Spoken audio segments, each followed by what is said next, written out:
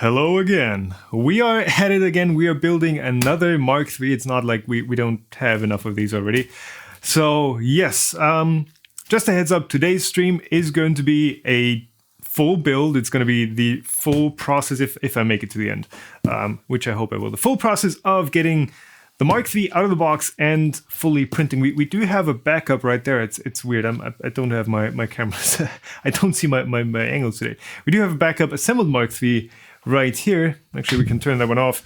And this, this prints well, but some things didn't work out all too awesomely at the live unboxing. So we're going to see if the kit Mark III, first of all, is still easy to assemble, is quicker to assemble than the Mark II, and hopefully it works a bit better than the sensors on the Mark III.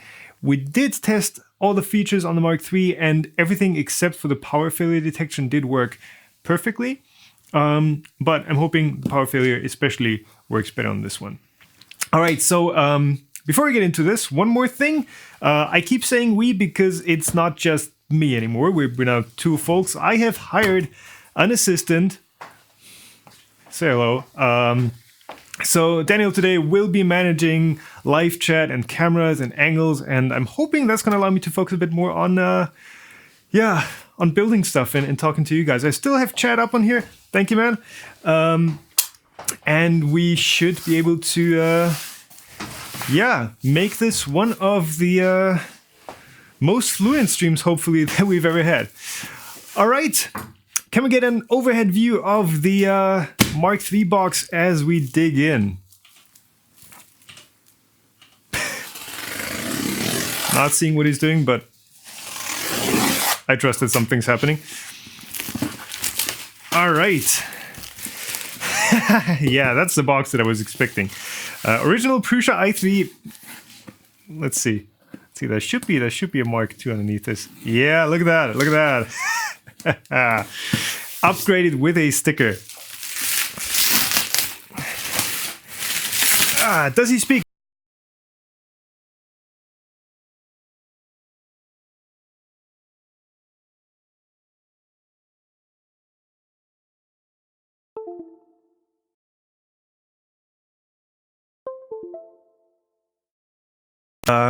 I'm deliberately keeping Daniel behind the cameras. There's enough to do there. Lost audio? What? Audio drop? What? Audio? We shouldn't be losing audio. Audio? Unplugged his mic? Audio's back? Hold on. Let me rescrew this slightly. Unplug the microphone? No. There.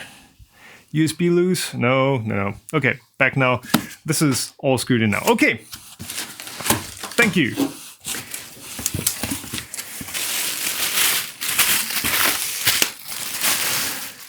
Step on the microphone cord? No, if I stepped on that, my legs would be very broken because it doesn't reach. Holy crap, Alola. It doesn't reach all the way to the floor. Assembly instructions. This is the nicest assembly instructions I've ever ignored. No, just kidding. We are going to follow these. This is like a full-size booklet.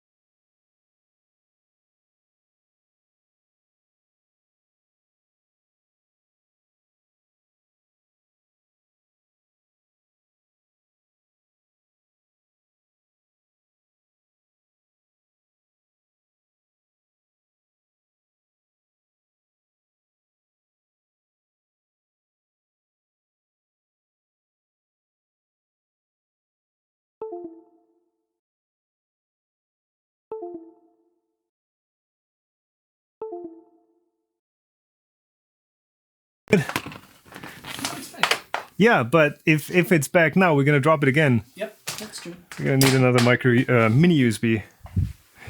Can you find one of those? Sorry for the audio. USB cord. New setup, by the way. So video should be much smoother today, and also screen cap should be much smoother. We do have like my old, that might be too short. We do have like my old workstation PC down here now. So this, yeah, this should be a bit smoother, but this is very freshly set up today, so it might not be perfectly smooth. USB hub, USB hub is in the screen, that one's fine. So, yeah, Haribo, I don't know if everyone is including that, or if everyone is getting that. Ah! But I can confirm that the Haribo Dinos aren't that fantastic. I'm not a huge fan of them. Goldbeeren, yeah, can live with those. Can I print a Deathclaw? Well, if you can get a model, and if it's not like a 14-hour print, then sure. And we're gonna do a video on how to use a Pi Zero, maybe. Ooh, yeah, I forgot about that. This is pre-wired. Are they?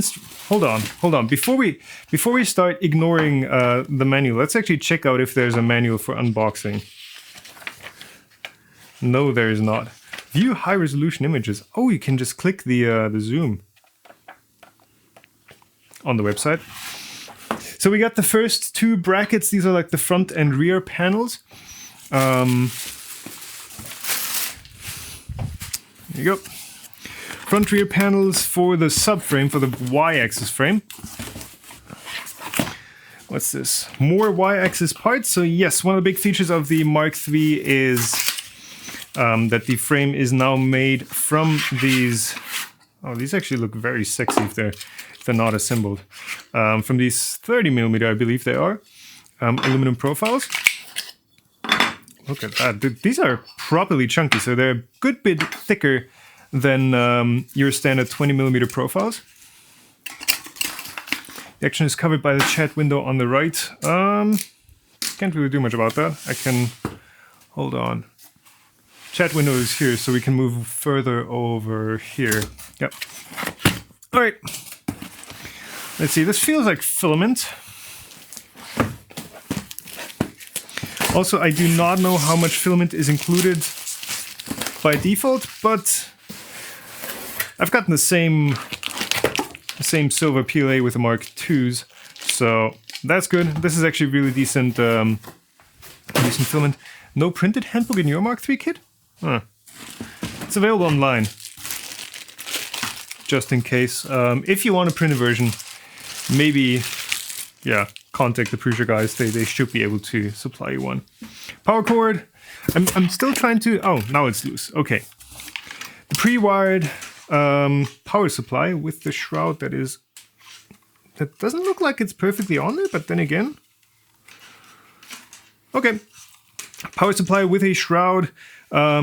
Printed. That's interesting. The Mark IIs, or at least the multi-material one, had a injection molded one, so they did go back to the printed ones. Again, this is all pre-wired, so you're not going to be able to, you won't have to deal with 220 or 230 volts or 110 wherever you are. That's all done for you. You just plug it in, and that's good.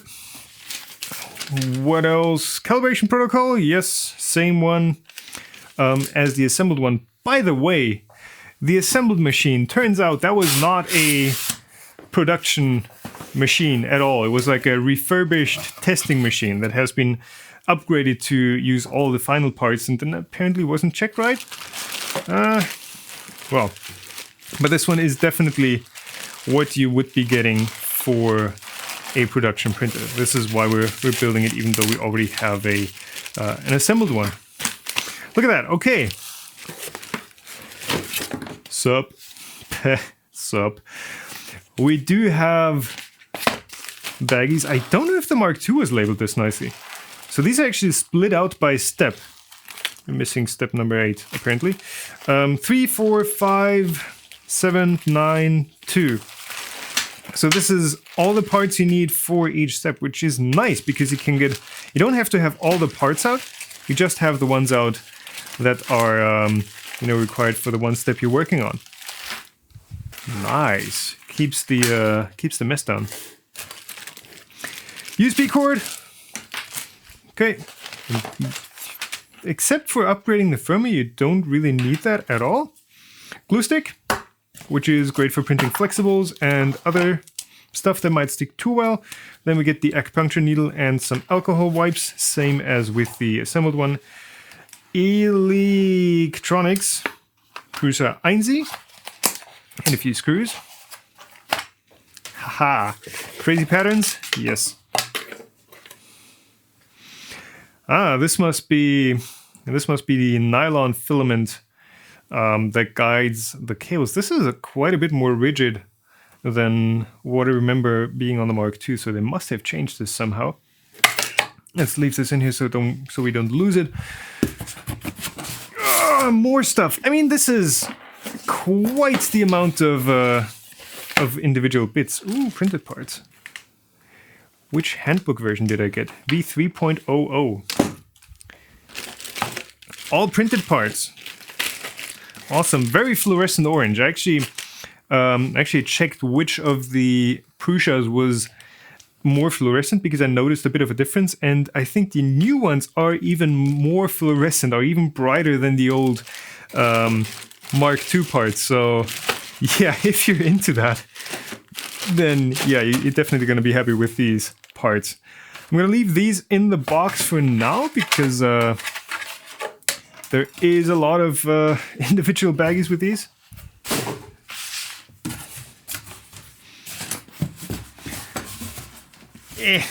Got some more stuff to get out. Look at that. What is this? So this must be the frame and the bed. Yeah. Also, hello to everyone that I've been missing. CNC Kitchen I know is here. 3D Maker Noob is here. Yeah, everyone that I've so far ignored. Hello, welcome to you. Glad you're along for the ride. Steel sheet. Yes, this is the compromise solution that they started shipping with. So instead of the PEI coated bed, which we have right here, and this guy, the actual powder coated PEI spring steel users, well, buyers had the option of going with a more traditional spring steel sheet with adhered PEI. So this is basically the same surface that you were getting on the Mark II, just on a spring steel sheet now, removable. So yeah, I love this thing. This is really a good step forward because this is still a lot more sensitive than the powder coated one. It still sticks well, it still works well, like it's not a bad surface, but this one is better, hands down. So if you have the option, definitely try to get the coated one. Actually, this one is not part of the kit, so that goes back onto the Mark III, onto the assembled one. Will I be upgrading the Mark II to the Mark 2.5? Most likely not. Most likely not. Hey, really cool. Glad you're getting some value out of the old sensor guide. That's what I make those videos for. All right, and one of the big features, yeah, or one of the big enablers for the new beds, this bed. We get the front camera. Are we on the front camera? We are on the front camera. Okay, so this is the new print bed, the new Mark 52. This is the top surface that you do not print on. Like, some people still manage to print directly on the PCB. That doesn't work. I just recently saw someone on Facebook who ruined his entire hot end. But this doesn't stick, so you always need to have the bed or the actual removable spring steel sheet on this, and this sticks really well because there are actual neodymium magnets embedded in the PCB. So they've got milled slots in here and actually have some really chunky magnets in there. And this, I mean, this thing is, you know, you can see how much that snaps down. This is really tightly on there. And yeah, a ton of magnets in there, just to get that out of the way.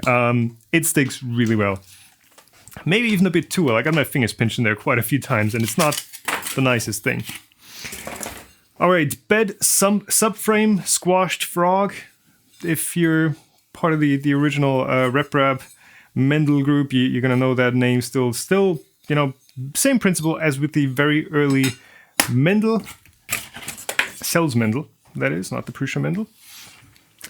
And the frame itself, still, what is this, milled or laser cut or something? I think it's milled. Aluminum, powder coated, same glossy, glittery sparkly black as Prusa has always been using.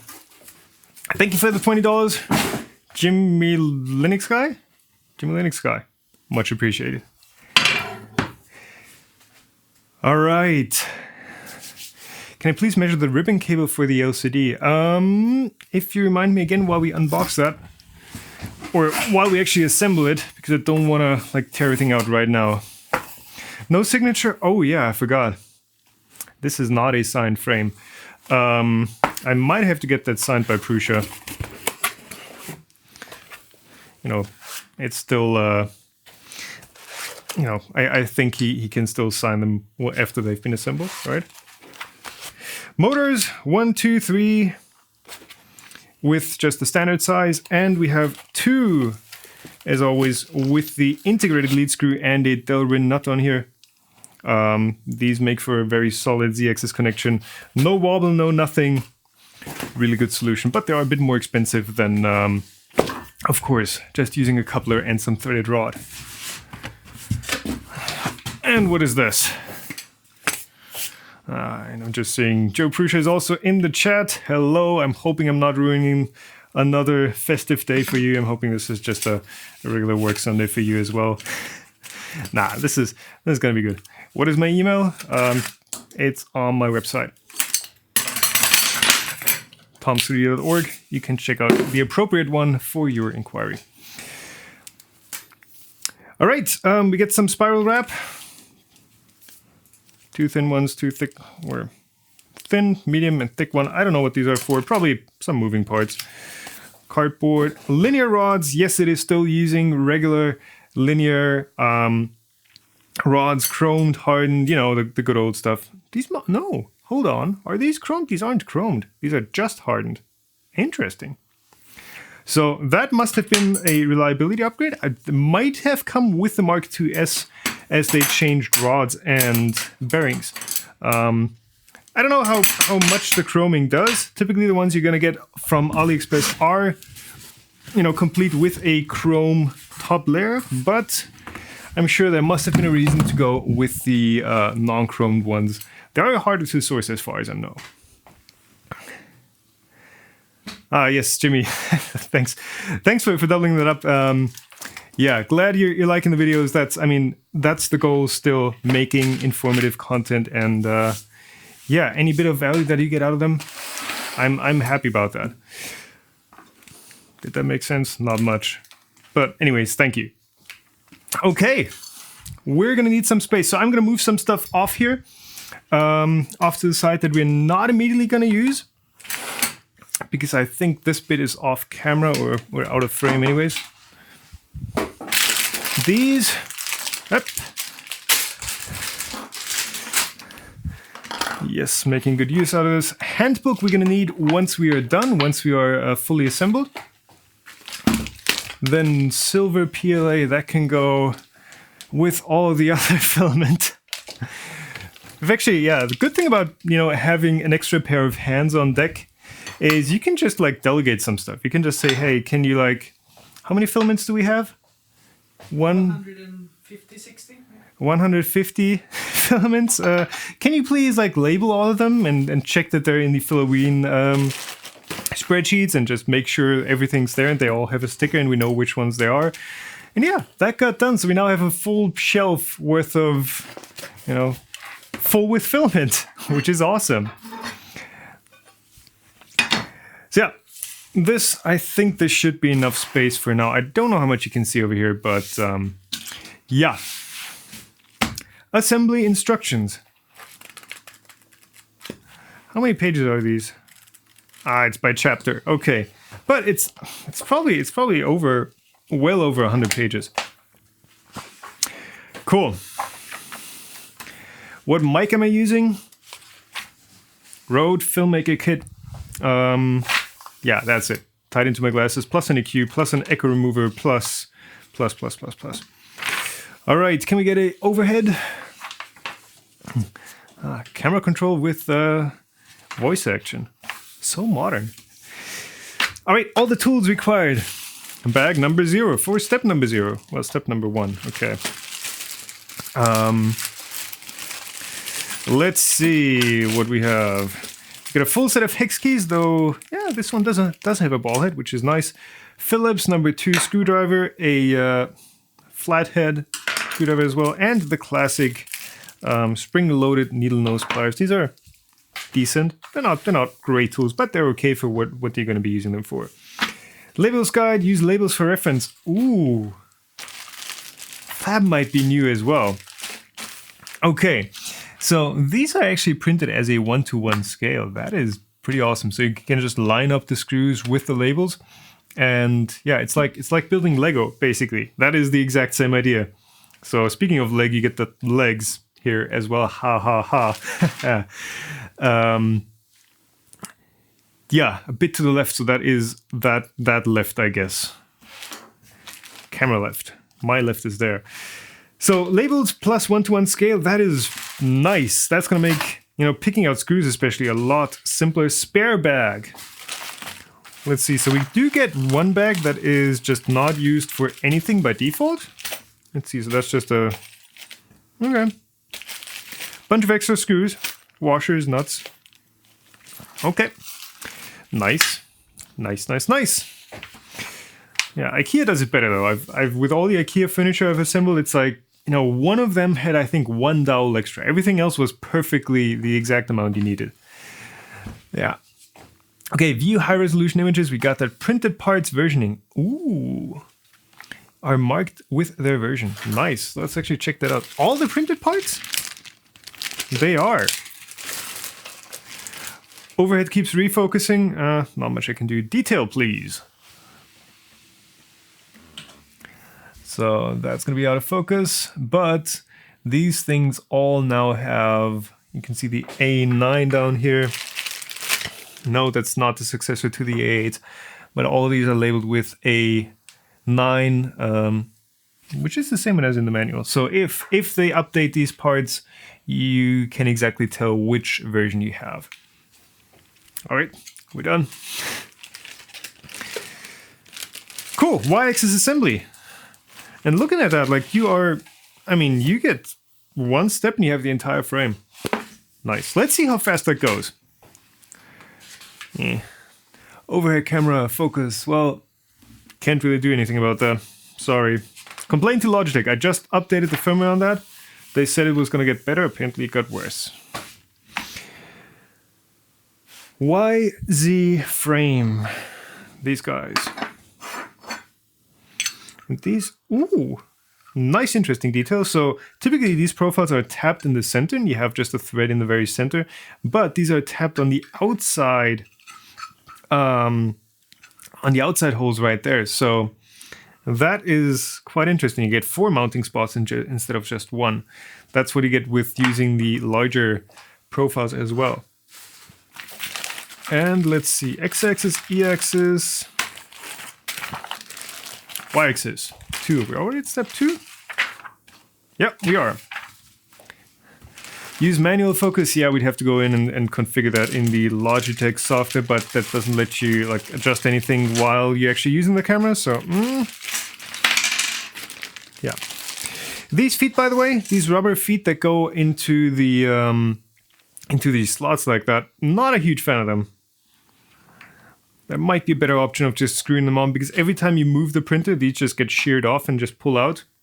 I think we noticed that on the build stream, but yeah. Prepare the following ones. M5 by... Okay, so these bags are labeled with 3 out of 2. No, bag 3 for step 2. And bag 2 for step 2. It's not bag 3 out of 2. But they're not labeled with the actual screw sizes. So the manual tells you use M5 by 16. And that's obviously these. You could use like the master bag. You could use this one to identify them. And just hold them up like this. But the individual bags are not labeled. Not sure if that's necessary. But yeah.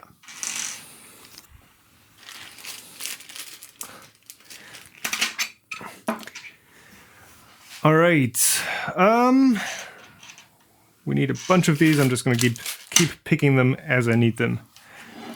Team Linux guy, whatever the total donation to Thomas Sandler's livestream is today will be matched by me and my company up to $1,000 US. Wow, thank you for that.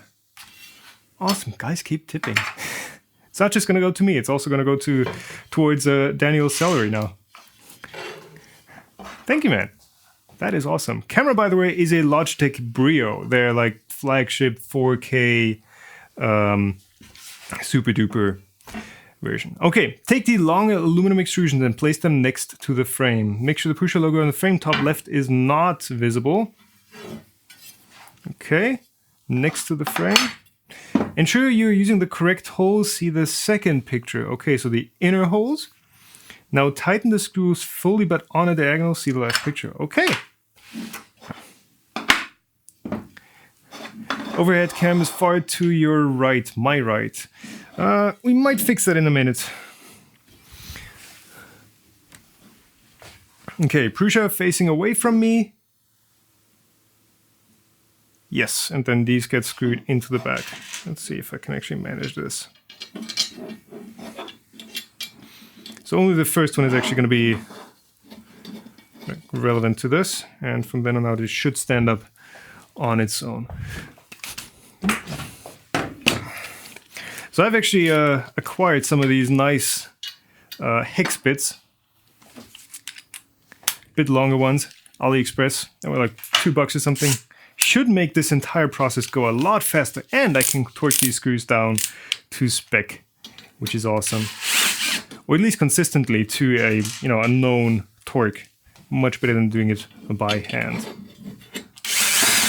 If you don't know, torque limit up here, this is roughly Newton meters. Probably a bit less than 5 Newton meters, but very, very awesome for this sort of stuff. Chris Kelly, thank you for the £5. Try not to upset Joseph like last live stream. I'm not sure who's to blame there. Like the last live stream with the assembled Mark II, I don't see anything that I did wrong there.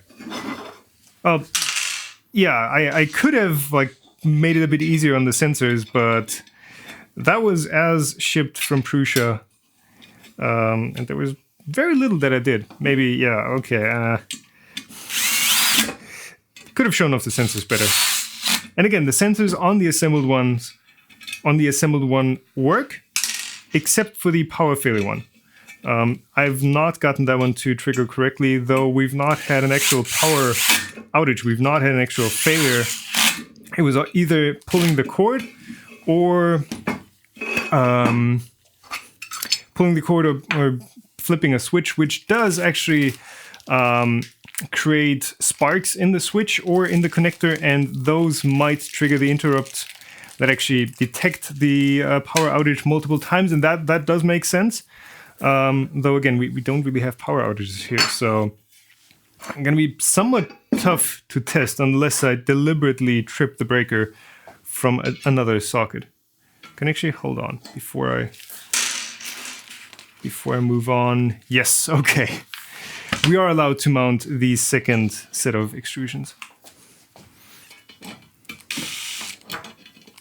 Thank you for the 25 euros 3D printing stuff.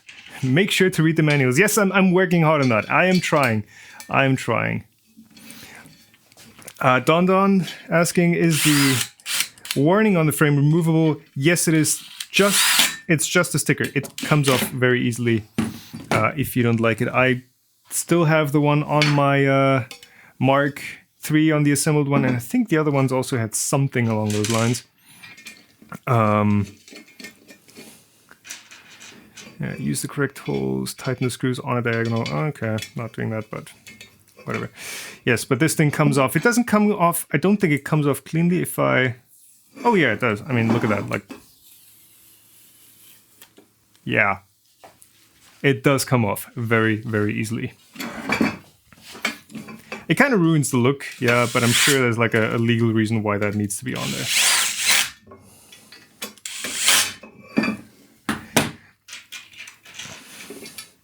I mean, it would suck if that was like baked in under a clear powder coat or something. But yeah, just a sticker. Red Angel, thank you for the 3 years. Have a coffee after this build. After this build, I'm going to go straight to bed because it's probably going to be 10 or 11 p.m. And I'm not going to have a coffee that late. I already have a hard time sleeping after these streams. But thank you. Thank you. Clone the Prusa Mark III. Someone was actually asking whether the sensors that come with the Mark III are available on their own, if they're like available without the printer. As far as I know, they are not. They are, again, I would have to check this. They are still open source hardware, obviously, so you could make your own version of them, or somebody from China is probably going to make their own version if there's enough interest. But as far as I know, currently Prusa does not sell them separately. Schwäbisch does not count as German. Yeah, no, it does not. That is right.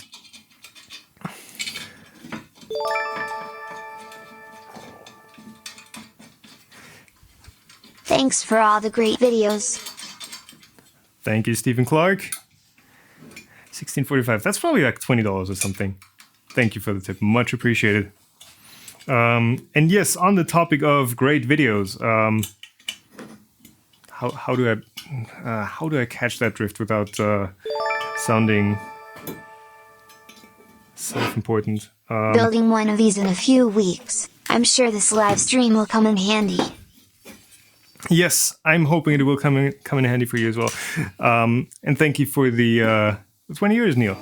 Very much appreciated. Where was going to go? Yes, extra pair of hands on deck.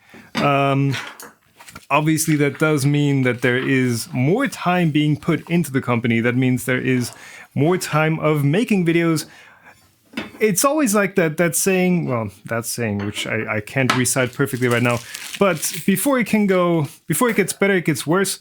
Obviously, getting an employee like registered correctly and getting like all the taxes set up and insurance and all the legal stuff, that it's a surprisingly hard battle to get that all done.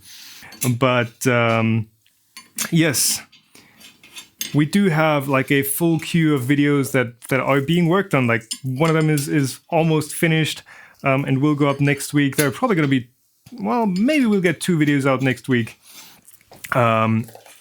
Yeah, we are gonna turn it up to 11 for 2018. Almost said 2017 there.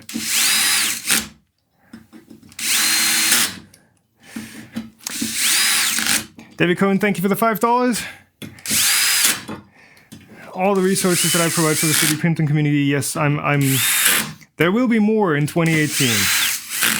There shall be more resources provided than before. Did I just screw that up? No, I did not.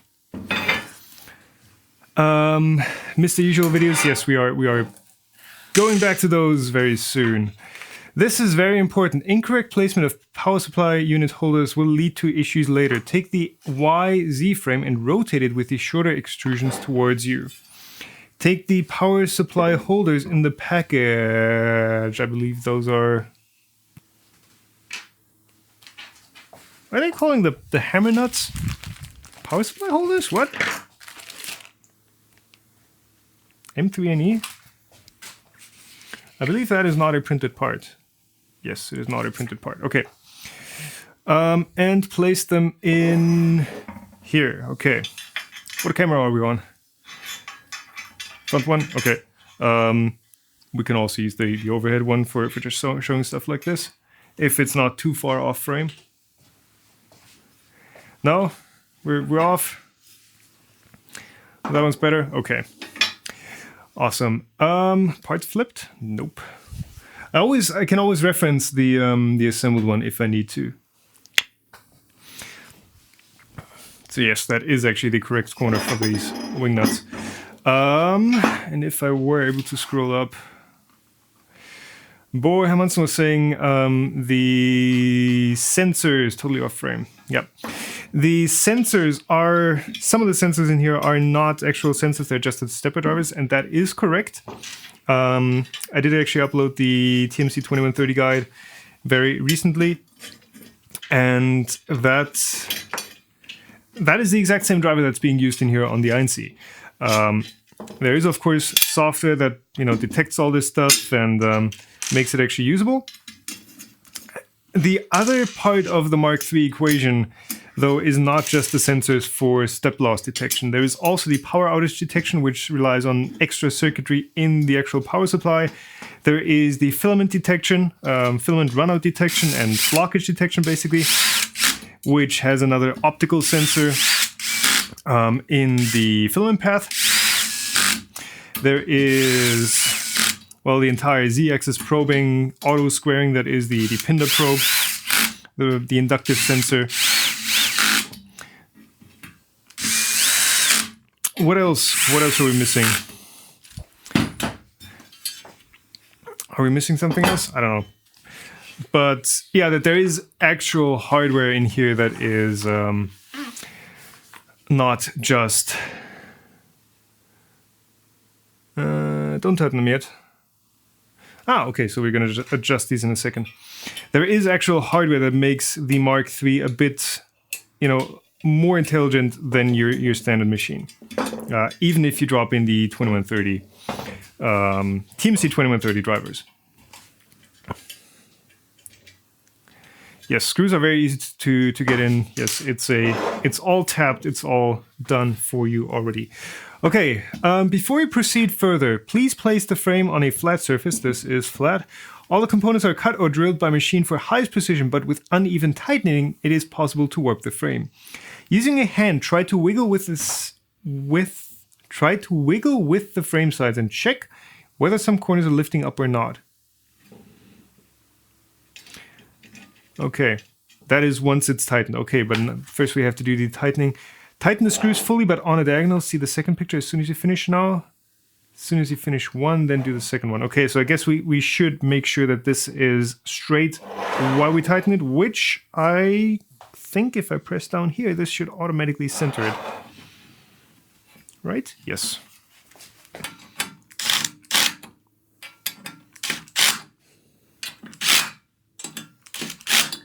Okay, so 2 per side are tight.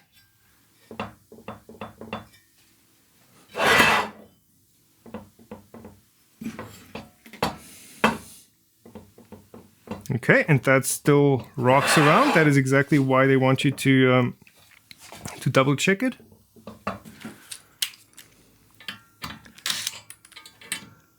Of course, there are going to be rubber feet in here.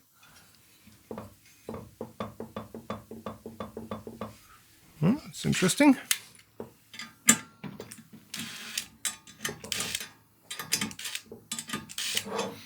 We can raise this corner. Now, obviously, getting this perfect is, well, yeah, it's crucial to get the printer frame actually square, or, yeah, getting the z-axis square, basically.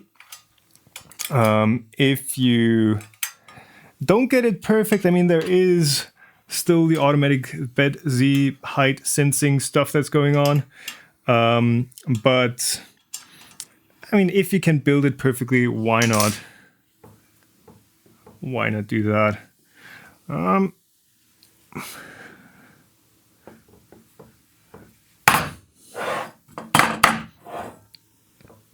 Okay, I'm gonna call that good enough. Because I don't seem to be able to get it perfect, but yeah, rubber feet and the auto bed leveling. Yeah, this is, I mean, this is like,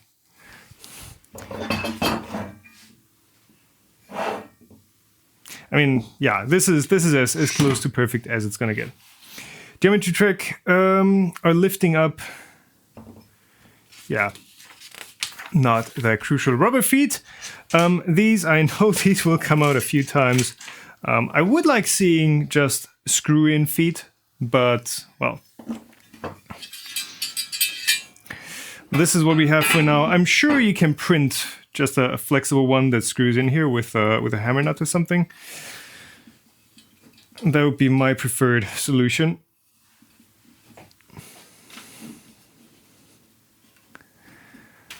People discussing the TMC 2130 still, yes. Yeah. Is the frame threaded? No, the frame is just through holes. All the threads are actually in the aluminum profiles. Let's see. Yeah, this is good. Okay, and the frame is done. This is actually quite massive. Quite the sturdy frame. Nothing moving there. And the only thing bouncing around is the nuts right there. Okay. Optional. Yeah, no, those are not optional because you need some sort of soft part underneath your printer. Even though this one is a lot more silent than pretty much any other printer that I've used, they still help. Keep the rubber feet off. Yeah, I know. Okay, Y-axis front and back holder. That's printed parts. Y-axis right there. Please prepare Y holder front. That's the rod holders right there. And these we're going to save for later. Belt mount. I think they've actually changed the material too. Correct me if I'm wrong, but as far as I know, these are now PTG, the orange ones, and the black parts are ABS.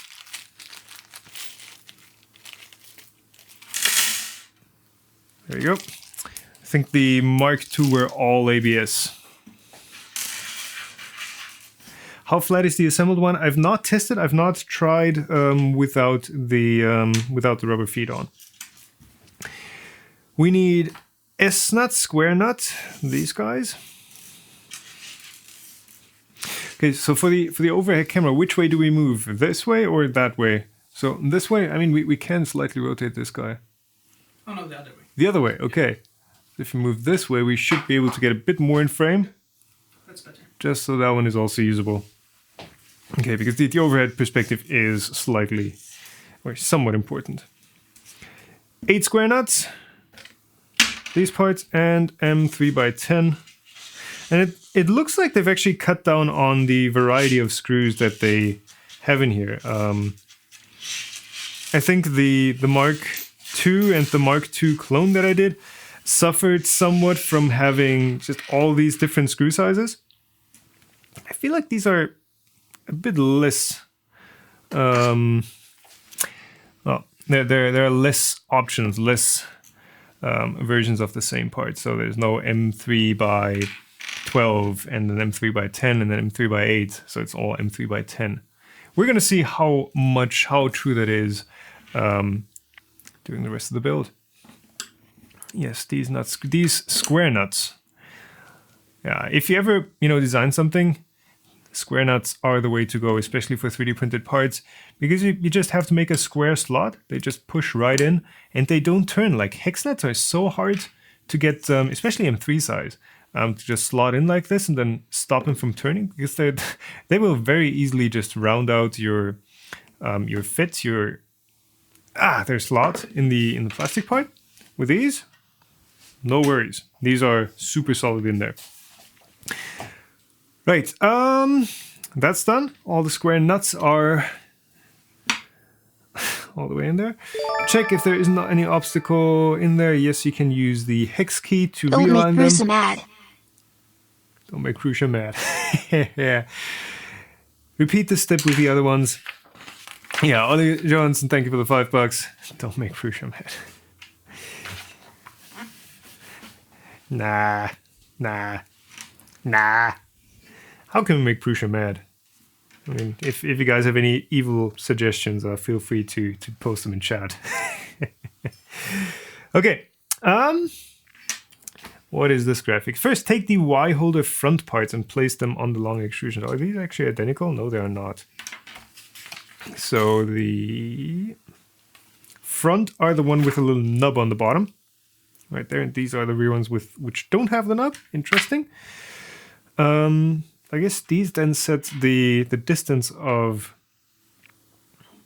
the rods, and these just get aligned with the bed. We'll see. Mounting front and back, rotate the hold on. First, take the Y holder front parts and place them on the longer extrusions, yes, with the logo facing forward. Opening for screws must be facing up. Okay. That's one way to get them correctly aligned. Opening for screws must be up. Rotate the 3D printed parts towards the front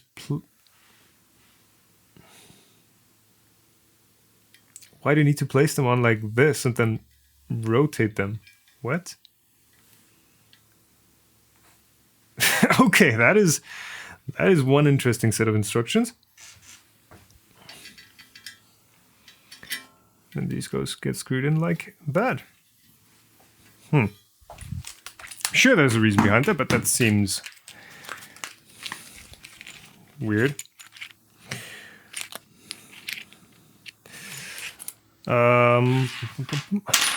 COT is saying don't mention the non-hardened steel. I'm actually going to have to test whether these are hardened or not. These guys. Can we get a file? And just test if these are hardened? Because files are hardened steel, and if they skate off these rods, then that's not a hardened rod. If they do skate off, then it's a soft one. Actually, for M3, we're going to kick down the torque quite a bit. There we go. Loctite recommended for some of the screws. If you have the time and you want to do it like really properly, yeah, then you can use Loctite on all these screws. I know Prusa uses Loctite for assembling some of the kit ones now, since these screws in particular came off during shipping or before shipping or whenever on the assembled one. But yeah, let's get a close-up of this. So, regular file, yes, there's some aluminum stuck in here. And the Prusa rods, let's see. So at the end, it shouldn't matter if we damage it. Yeah, this is not hardened. What? This just files right through. That is interesting. Okay. Okay. Then it shall be concluded that these are not hardened rods. Like, what? What? Okay.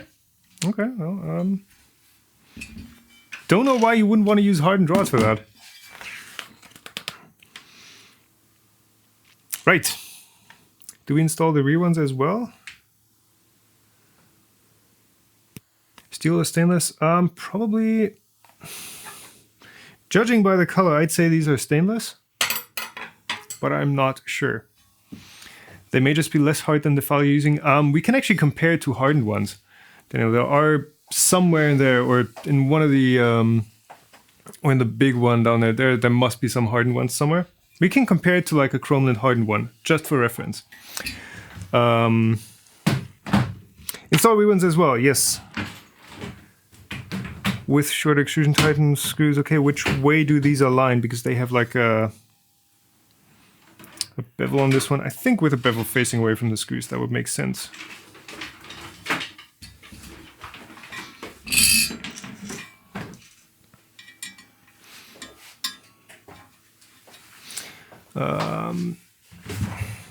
Yeah, Daniel's looking for some Chinese chromed / hardened rods. I have actually not tested the Chinese ones yet, how well those fare, but we will see in a second. That is also a stainless steel one.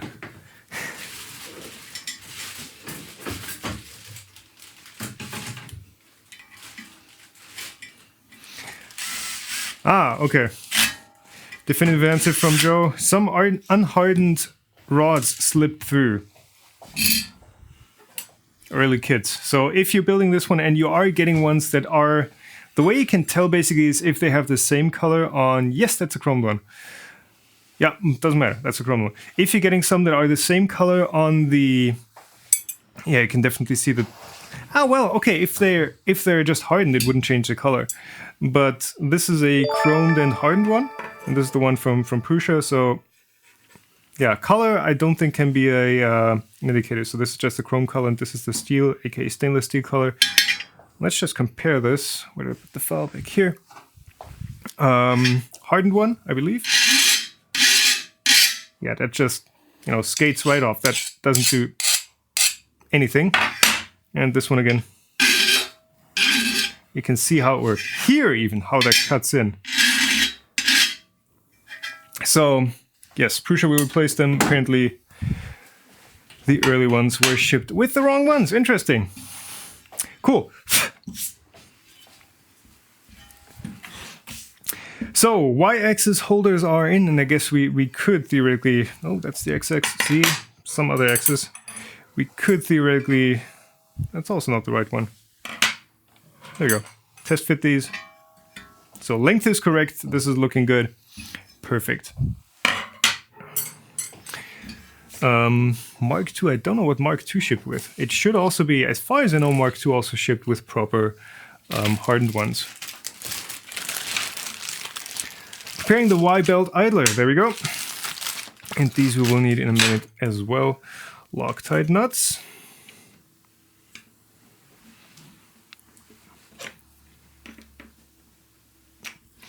Press those in. And quick tip, if you're struggling to get a nut in the exact way you want into a hole that you can't reach, just take a screw, screw it on the other side, and use that to press it in.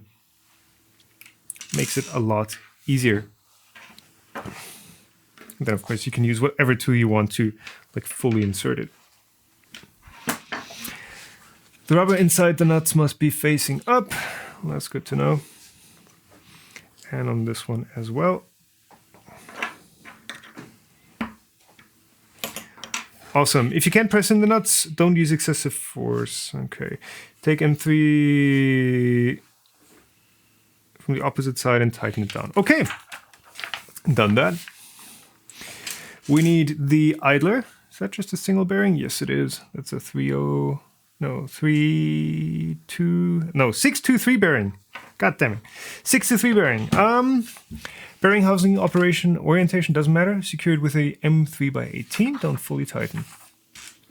This guy goes through here. So there are no washers, no nothing. So this thing basically just skates on the left and right edges there.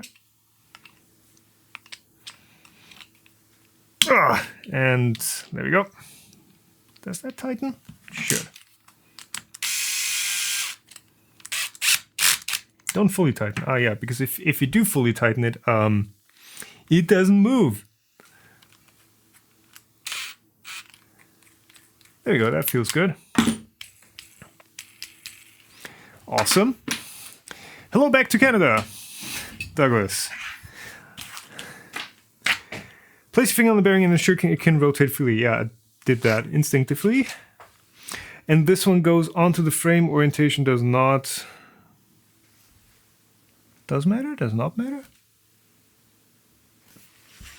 Don't tighten the screws, you will...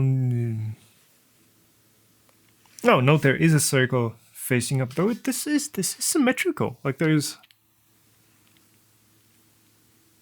Cool. There is a circle on the printed part. Ah, this one. So a dimple. Divot right there. Okay. And this goes... On the which side of the frame? Yes, this side. That's the front. With M3x10. I like that it's all three M3x10 now. Makes it so much easier to pick out your screws.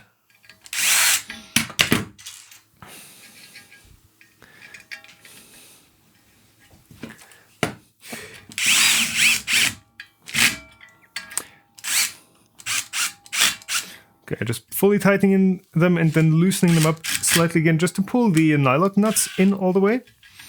So this will need to be adjusted slightly, I hear. Okay, where I'm reading here. Yeah, it is, I mean, it is, as far as I can tell, it's symmetrical. Maybe it's like a millimeter off or something one way, but there's no reason why it wouldn't be symmetrical. Cool. Tighten, and we're already on page 17 or 16 now. This is going surprisingly fast. David, Jenny, yes, we're working on the Mark III review already. We've been printing tons and tons with the assembled one. So that is scheduled to be released sometime soon. The official Tom's 3D. Ah, cool. These are labels. Prusa Mark III label. Label. What am I saying? Review, not label. The official Tom's 3D i3 Mark III review. Y-axis, these motors are labeled. So use the Y-axis one, and this one is the extruder then? Yes, it is.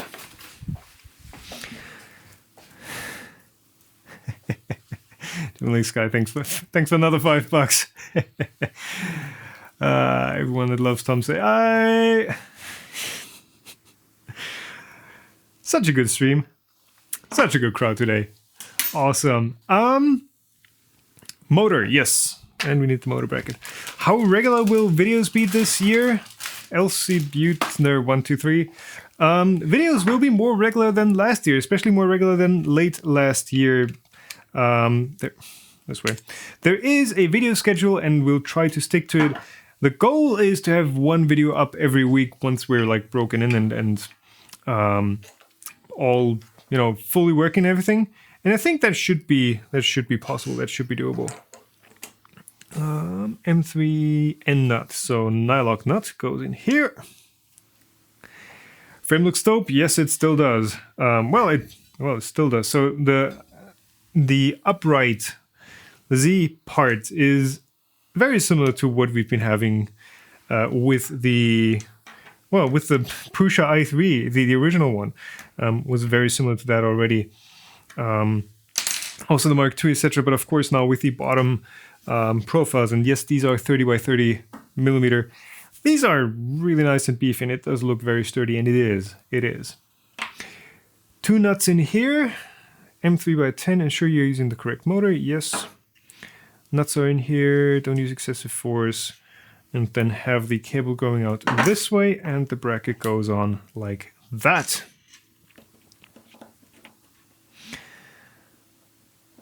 People using about the cordless drill?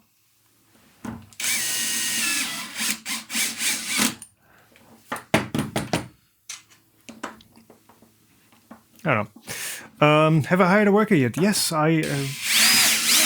if you scroll back or rewind back to the start of this stream, you're actually going to see him. Ooh. Yeah, secure Y-axis motor with 2 screws. M3 by 10. This is nice. Just all M3 by 10. It's so simple.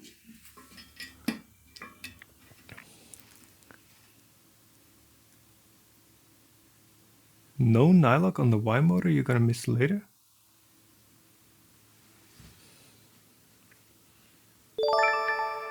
The image shows the regular nut, but the label says... Is the Megatronics a good alternative for ramps? Is the Megatronics 3.1 a good alternative for ramps? I do not know, actually. I've not used the Megatronics, so I can't really speak of it. Though, to be honest, there's not much worse than cheap ramps. Like, I'm pretty sure it's not going to be worse than the ramps, if anything. Everyone puts nylocks there.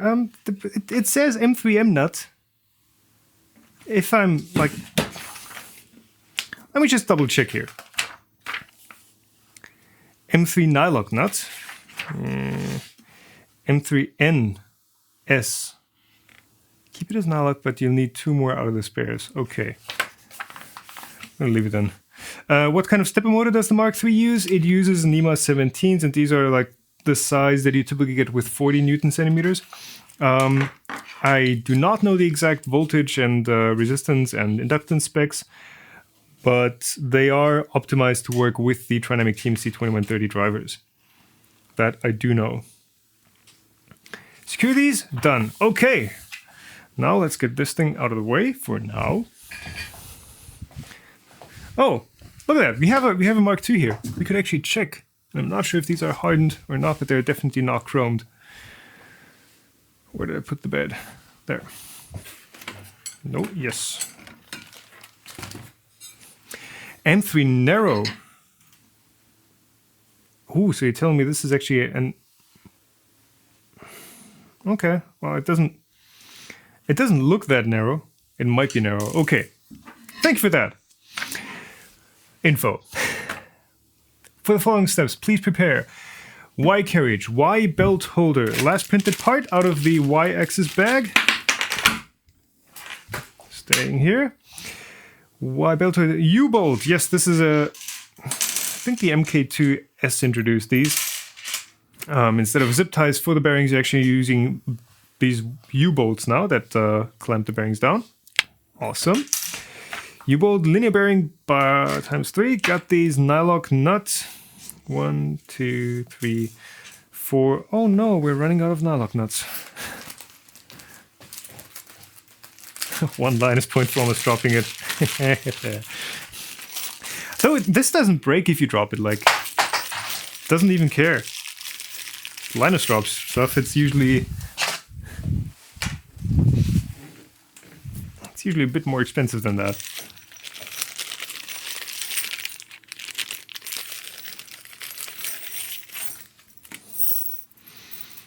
There's another look, and another one from the spares. I don't know why you wouldn't want to use nylock for those. Like it makes so much sense to use nylock just for everything. Is it regular ball bearings? Well, it is linear ball bearings basically.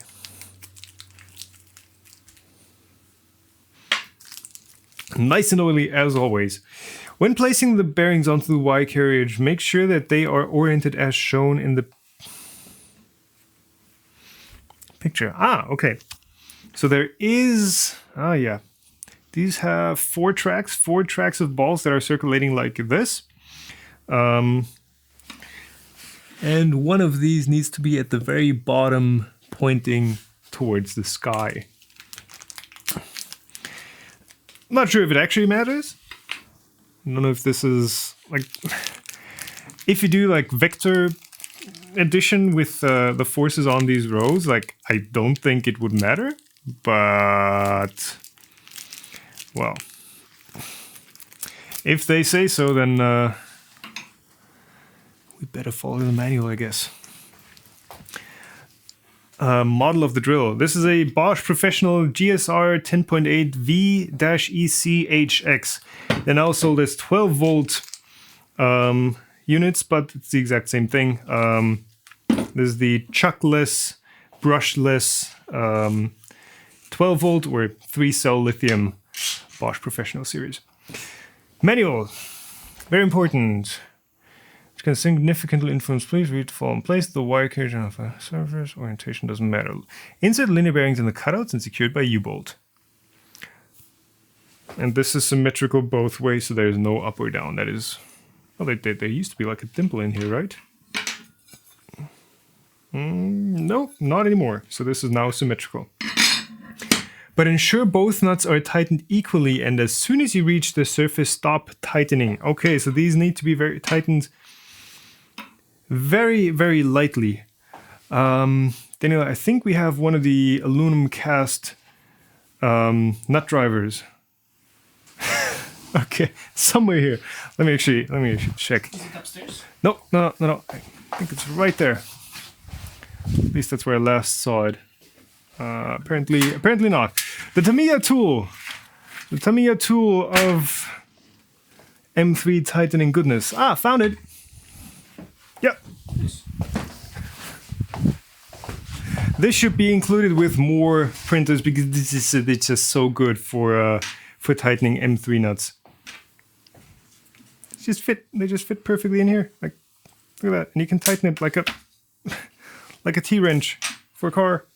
Actually, that's what they use for like miniature wheel nuts. Repeat these steps for remaining 2 linear bearings. 9 out of 10 astronauts agree that the Earth is flat. Okay. Well then. Thanks for the tip.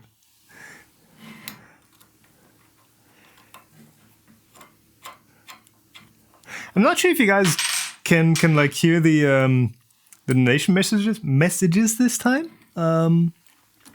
Last time I know that they were a bit too quiet or a bit too loud or something. They should be okay, but let me know if that works.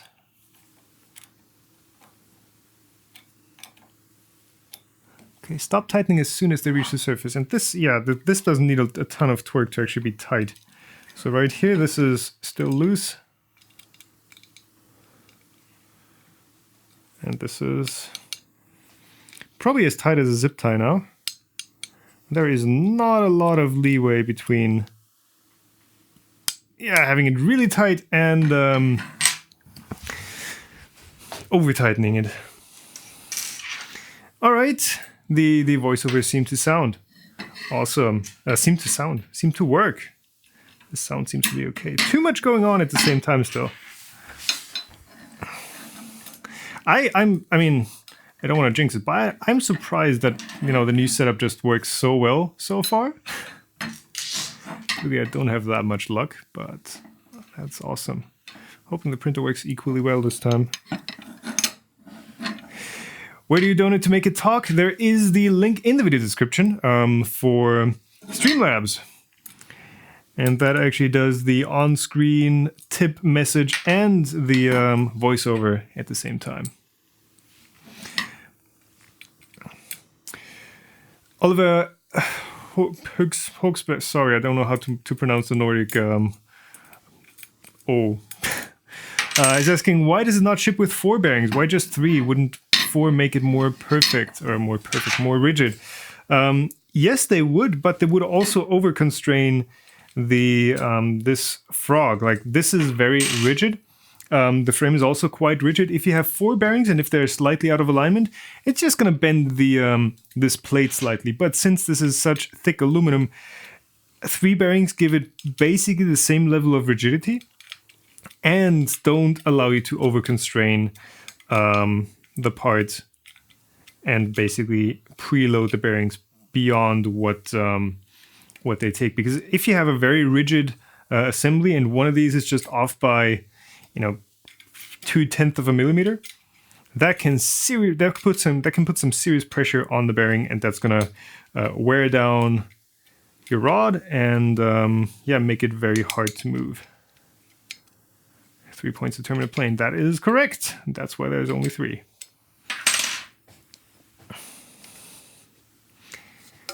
New setup. Am I streaming from the Threadripper now? No, Threadripper is the video editing rig. This is my old X99 8-core. That used to be my workstation setup. So that has found a good new home, and so far it seems to be working extremely well. Awesome. These are tight. Yeah, so zip ties would be easier, of course, but like these bearings, these aren't going anywhere. Like I could maybe tighten these just a bit more. But yeah, this is much more rigid than the old zip tie solution, which wasn't bad. It worked. Like there were no forces on this that would lift the zip ties up, etc. But yeah, very, very nice, very nice. Finally off the laptop. Yes, yes.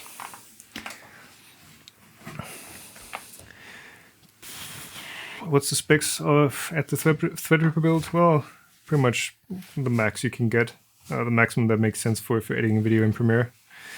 Ensure the nuts are tightened when you're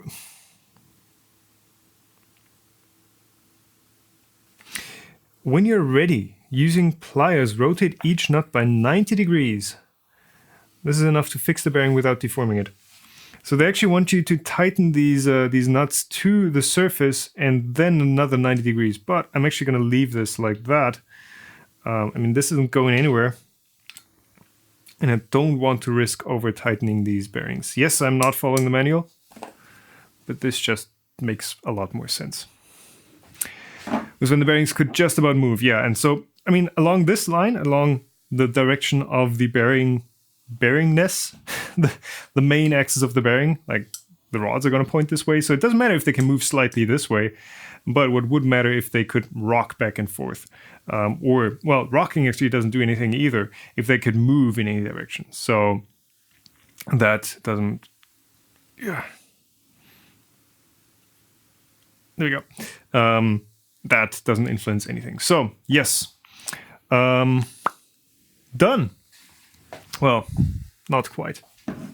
If it is economical, do you mind a cryptocurrency on the stream PC? Yes, actually on all PCs, because it just makes sense right now.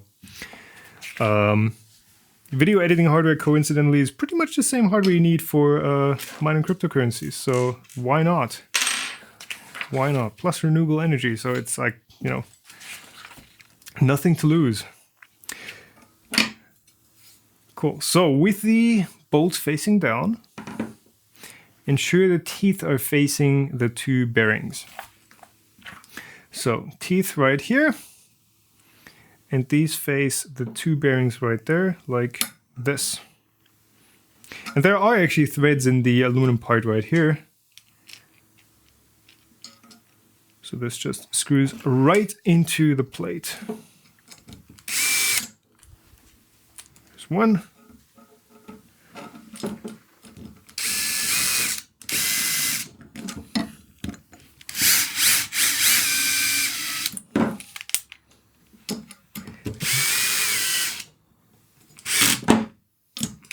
And there's two. Okay. Tighten them fully. Threads in the wire carriage. Is there Mark III hotbed griddle plate you can buy for bratwurst? Gotta ask Prusa about that. Though I feel like if you actually took off the if you actually took off, come on, too magnetic. If you actually took off the PEI of the surface, this would actually make you could fry a bratwurst on this directly. Like it does get up to 120 degrees with a bit of extra time, which should brown. I don't know if that actually browns it already, but you could. Okay, now please be very careful. I will try. Take all the smooth rods and compare the lengths. For the wire carriage, you need the mid-sized rods. Gently insert the rod straight into the bearing. Do not apply too much force and do not tilt the rod. If you can't slide it, easily check the two bearings are aligned properly. In case you manage to push out the balls from the bearing, please count them. 1 or 2 balls are okay. If there are more of them, please consider ordering new bearings. Okay. I shall try to be careful. Many cookwares are coated with PEI. You might confuse that with PTFE. I'm not sure about PEI. If Tom gets any skinnier, he will only have one side. Hashtag fat Americans here. Ooh. This feels very good, and you can actually see the oil coming out of the bearings. This feels good. Thanks for the $5, Jimmy. I'll buy a burger from that. I promise. I'm not skinny. Come on. I'm a normal weight person. Okay, so this one obviously runs smoothly, but these two also oily. Do you have any paper towels? I think we're out of paper towels.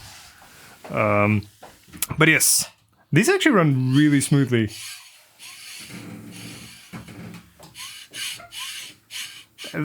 Is this like the same thing that you guys end up doing if you actually have something that is so nicely aligned, you just keep playing with it for a few minutes?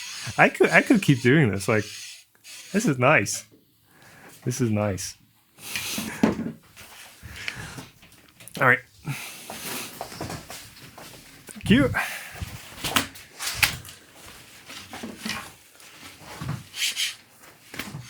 Ah! And yes, the bearings are very smooth.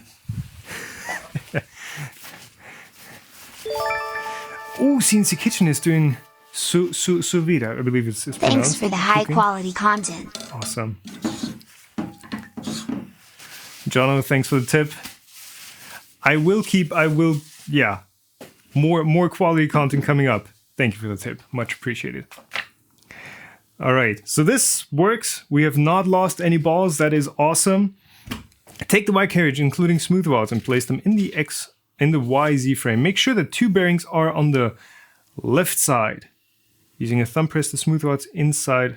Press the smooth rods inside all four holders. Don't use excessive force. So I would feel like the manual would read a bit more smoothly if it was actually checked over by a native English speaker. Though it kind of adds a bit of charm that some of these translations are a bit rough. I mean, you know exactly what they mean, but nice. Oh, very nice. It adds character when it's like not perfectly translated. I mean, I am also a person who enjoys reading AliExpress descriptions of like the mostly machine translated English, but that's just me.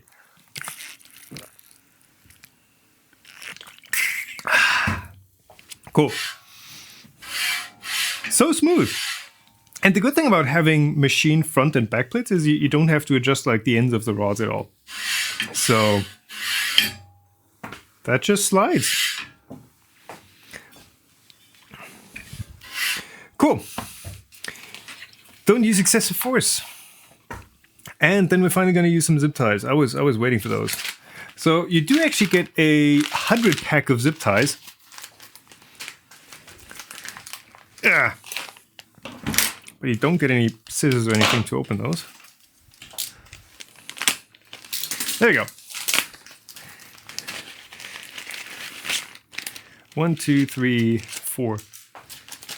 Add lithium grease, it's rattling. That's just the thing is, this is an all metal frame, so it does, you know, conduct any vibrations that come through. Zip ties. With the head inside the frame, so the head should be somewhere in here, okay? So you guys know you aren't sure if I aligned the ball tracks correctly. First of all, I don't think it matters. Like, I don't think, again, vector addition, etc. I don't think it matters at all how the tracks are aligned. But yes, I did check them. They are aligned exactly as requested by the manual.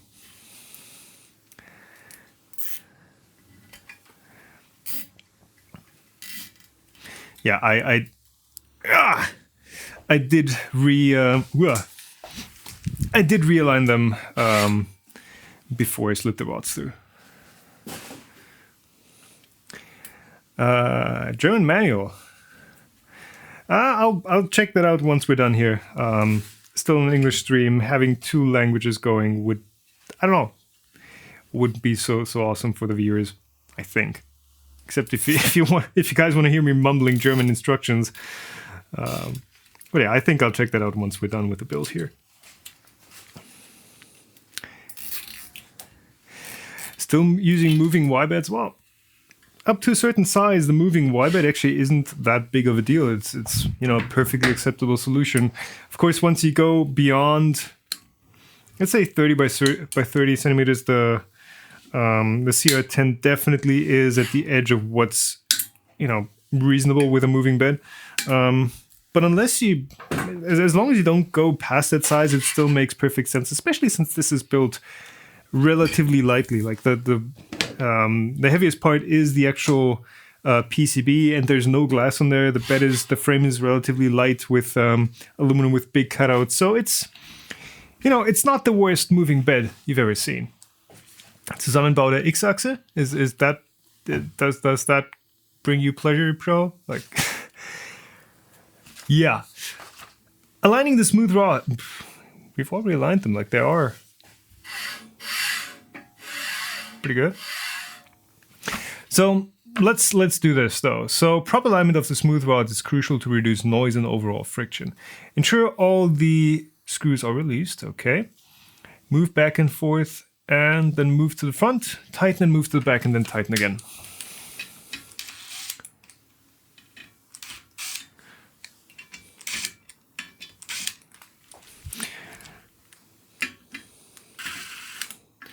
Yeah, I have a hard enough time following the English manual. I'm trying.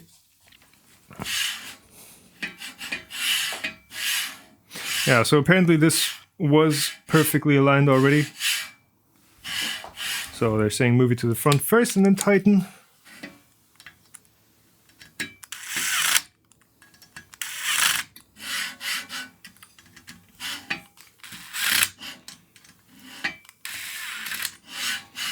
Yeah, and this is smooth.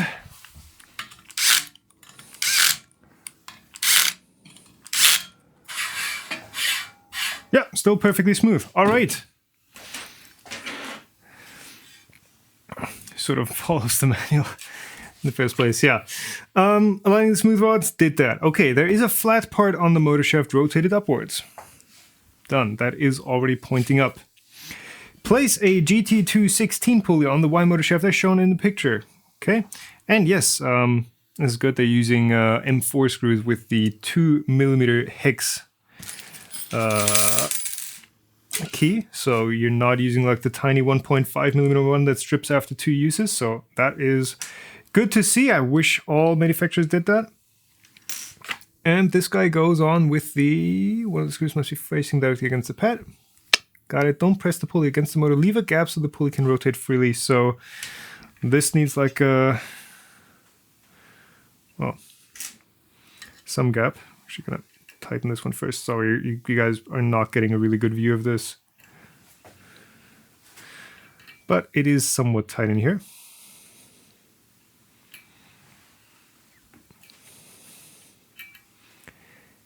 There you go. By the way, can you actually read the manual from the overhead? Is that legible at all? Because I'm not sure how well this camera is doing. No, not legible. Is it blown out? So all white. It's just too small. Okay. Oh, so good, so good. Okay. Y motor pulley, okay, got that. Don't tighten the pulley firmly yet. Okay, we'll have to fully tighten that in a second. Turn the frame on its right side, so like that. You need to access the belt holder, idler, and pulley. It would appear that Joseph wants a German stream. It would appear so, yes. Let me know, should we do like German content again? Because so far it's, you know, I did some German content in the very early days. I did some of the stuff in both languages, but it actually turned out that was way too much work, and most Germans do understand English at least. Oh, there's the belt. So I stopped it and instead made more solely English content. I don't know, just for fun, I guess. We could do some German stuff.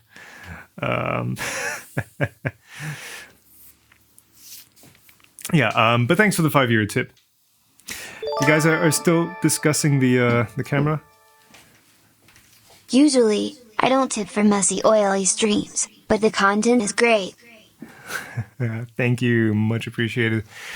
Timo, messy oily streams. I'm hoping I'm not getting any more messy oily than this. Let's see, find the belt for the y-axis, yes.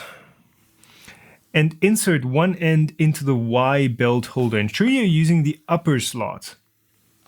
So which way are the teeth facing here? Facing towards me. Press the belt in all the way. So all the way to the end?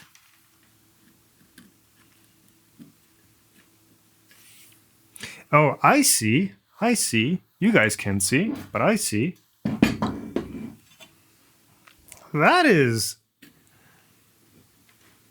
That seems quite smart to me. It's going to be interesting to see how they actually lock it in place.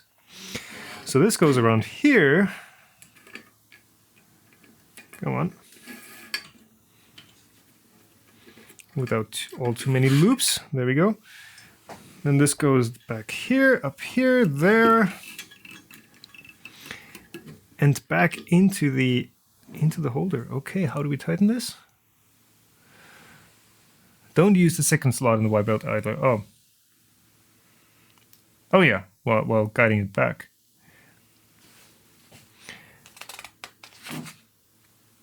And then hold the carriage by hand as we need to pull the belt.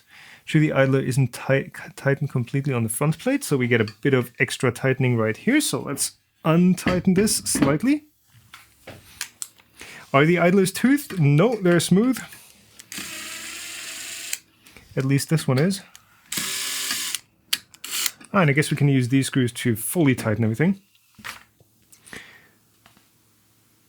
Take the end of the belt, pull the belt with a reasonable force and insert it into the Y belt tool holder.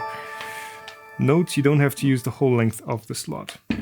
Love your I don't know if videos. you guys can see that. You enable lots of people to start 3D printing. Everybody should donate at least €1.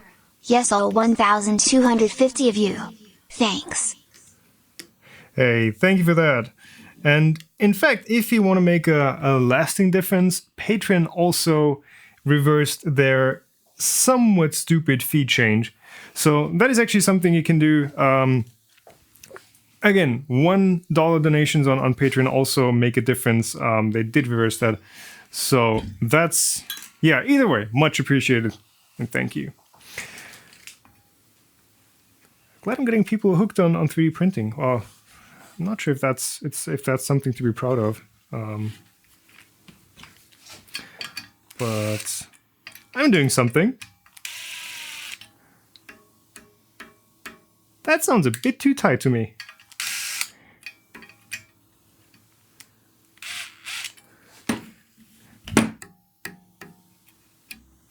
Let's compare.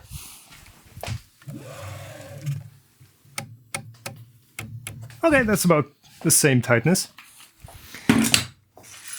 Okay, so in case you guys didn't catch that, so we have the belt going from the, let's show it from this side. We have the belt going from the Y belt mount, basically just being pushed in from the side. And one side of this slot is toothed, the other is smooth, so it matches the belt profile. So this one just gets pulled in. It gets routed around. And then the pulley on the motor is actually offset from the original one over here. So this one runs on a different line, goes into the second slot, and each of these belt runs is straight. Like on some printers where the idler and the pulley are a different diameter, you'll see one of these belt lines just go up or down and you know, not run straight. But right here, these are running perfectly. Yeah, these are perfectly in line. So the belt tension does not change along the line. There are no non-linearities along this axis. And it's really simple to assemble. Much easier, in fact, than the Mark II.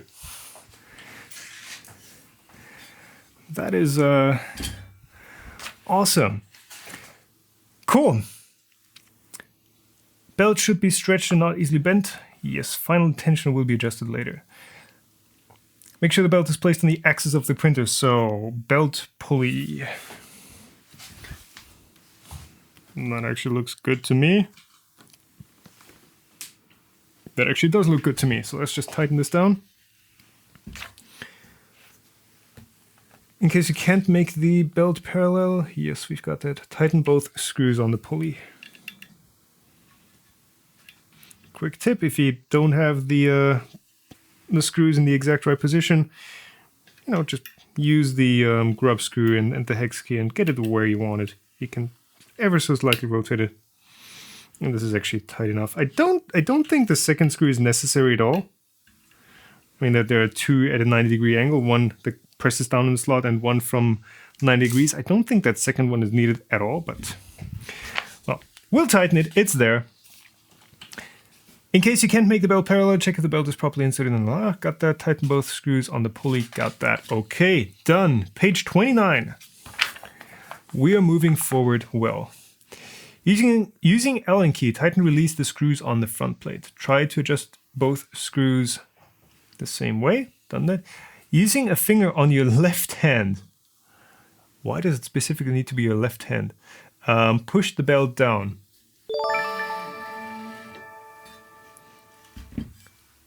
Remember guys, we're matching up to $1,000 from this stream, so dig deep.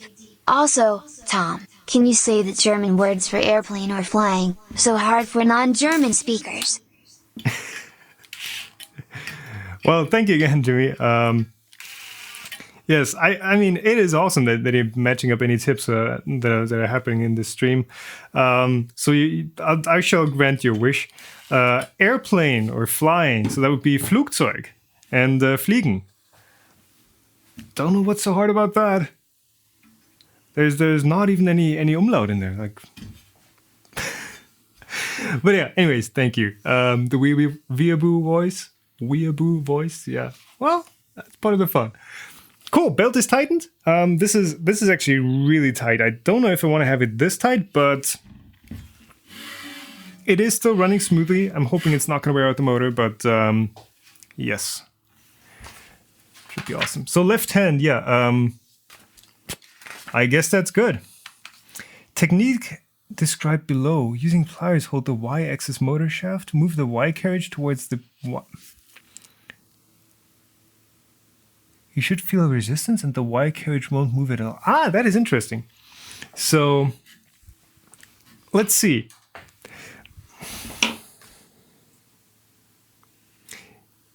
It will deform and jump over the teeth. So, okay. This is actually an interesting interesting technique. So they are saying stop the motor shaft with the pliers and then push the carriage, and your belt is not going to skip a tooth on the pulley. That is good. You can use the pliers, but you can also use the hex key and just insert it in the grub screw. And that is, well, if I move it the right way around, that is actually going to press up against some part there, and it's going to completely block it. So this, yeah, there is some resistance, there is some flexibility, but it's not skipping. That's good. Awesome. Belt is tight. Again, I don't know if it's too tight. It is going to stretch over time. Any belt does. Quality belts stretch less. So we can check back in a while and see if this one is still tight. Y-axis is done. Great job. Open the bag with Haribo gummy bears and treat yourself with a few. Well, already gave my gummy bears away. Ready for more? Let's move to 3 X-axis assembly. What's the consequence of an over-tightened belt? Mostly your axis is going to run harder and you might ruin your motor bearings. Though motor bearings are 625, I think, you can replace those.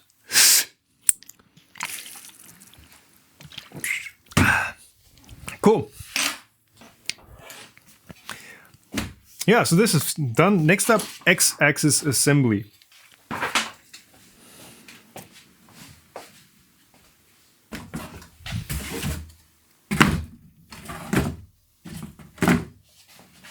That's gonna fall off.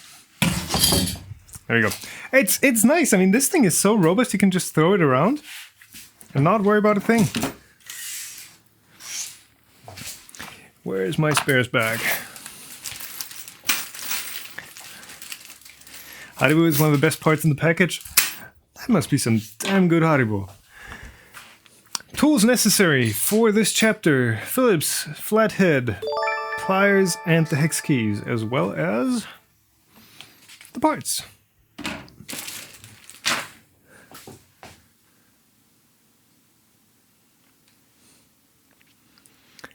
Why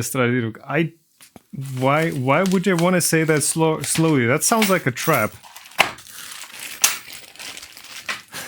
That sounds like a trap to me. X-axis, tons of bearings, tons of balls in there. And again, M3 by 10. That's like the common theme. And an M3 by 18. I should have crypto donations. If someone can check that real quick, if you go to toms3d.org/support-me, support minus me, I may have added a Cryptopia donate in Bitcoin button there, though I am not sure if that is active or not. Text-to-speech test. Strike hold shadow. Nope.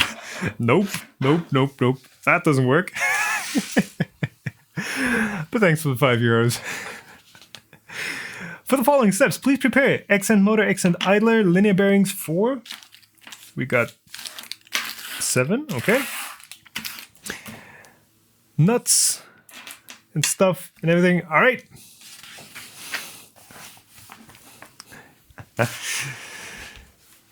Insert LMADU into the printed parts. And, ooh, this is interesting. Have the balls actually misaligned or offset from one bearing to the other by 45 degrees. Again, I'm not sure that it's necessary to have these that precisely like aligned every time, but yeah. What did it say? Streichholzschachtel? So it is, I mean, the text-to-speech on this thing is actually surprisingly good. I'm always surprised by how well it pronounces stuff and by how natural it sounds at times. But, well, it's not perfect. Let's put it like that. American beer is clearly the best. Should we have muting? Should we mute him? I don't know. I guess that's worth at least a timeout. I don't know. So press in the bearings from the bottom. So from the, what was that printed on? This doesn't feel like the textured surface.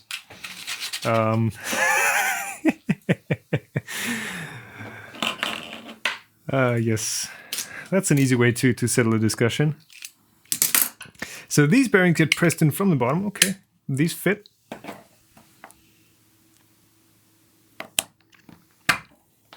And these are actually a very light press fit. So I've offset these, which you probably will never be able to see. But yeah, these are a very light press fit. I'm surprised. I think the Mark II were much tighter. There's a bit of an edge at the very bottom, so that yeah, that's gone now. This is interesting. It's gonna be interesting to see if this actually loosens over time and whether this this little, I mean, this is essentially a spring barrel that extends out slightly when you insert the bearings. Gonna be interesting to see how well that holds up. I know the Mark II were tighter.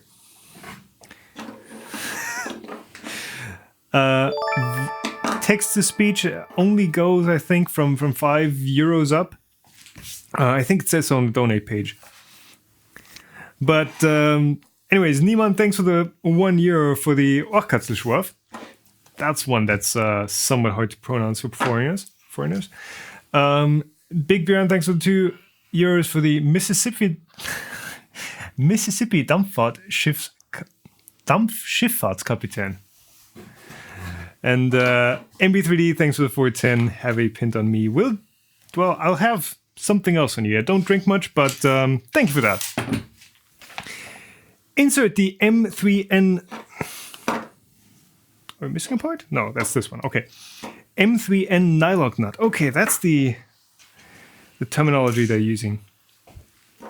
So the M3N nylon nut goes in here. There we go. Insert 623H bearing into the X and idler and secured in place with the screw. Okay, again, orientation does not matter.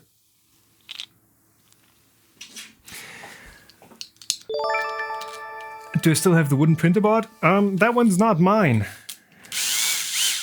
That one was Niels Hitz's, I believe. Was it? I think so. But that's not mine. But it's still, I think it still exists. Like the wooden printer board still exists. I kind of like those machines that are just really simple, really scrappy to a certain point, but they do their job.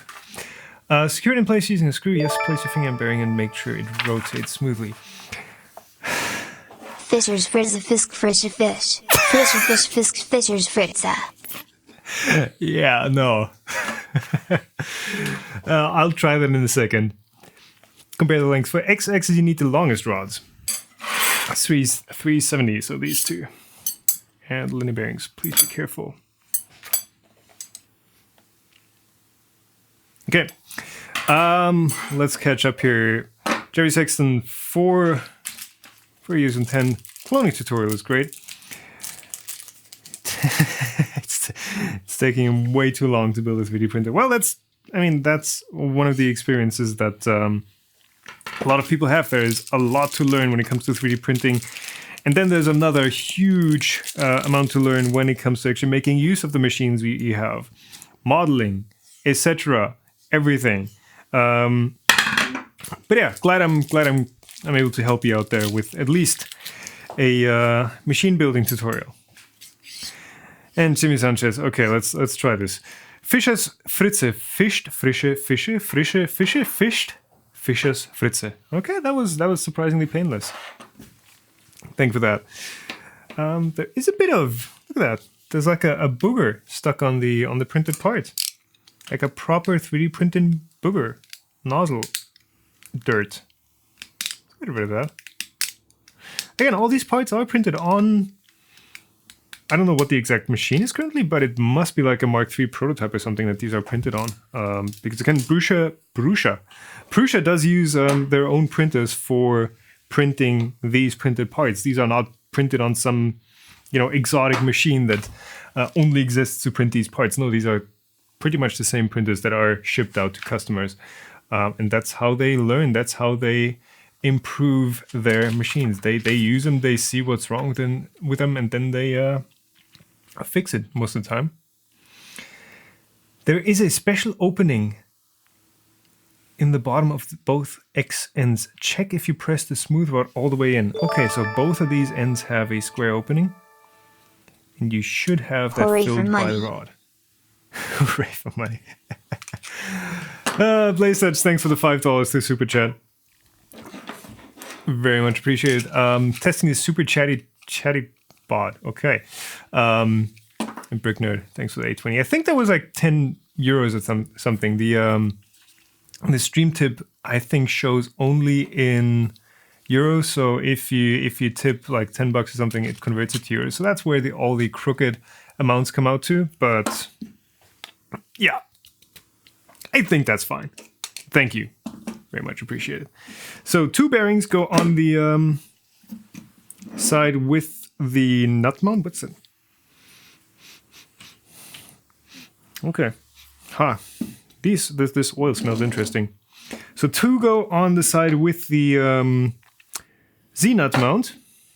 And, I screwed that up.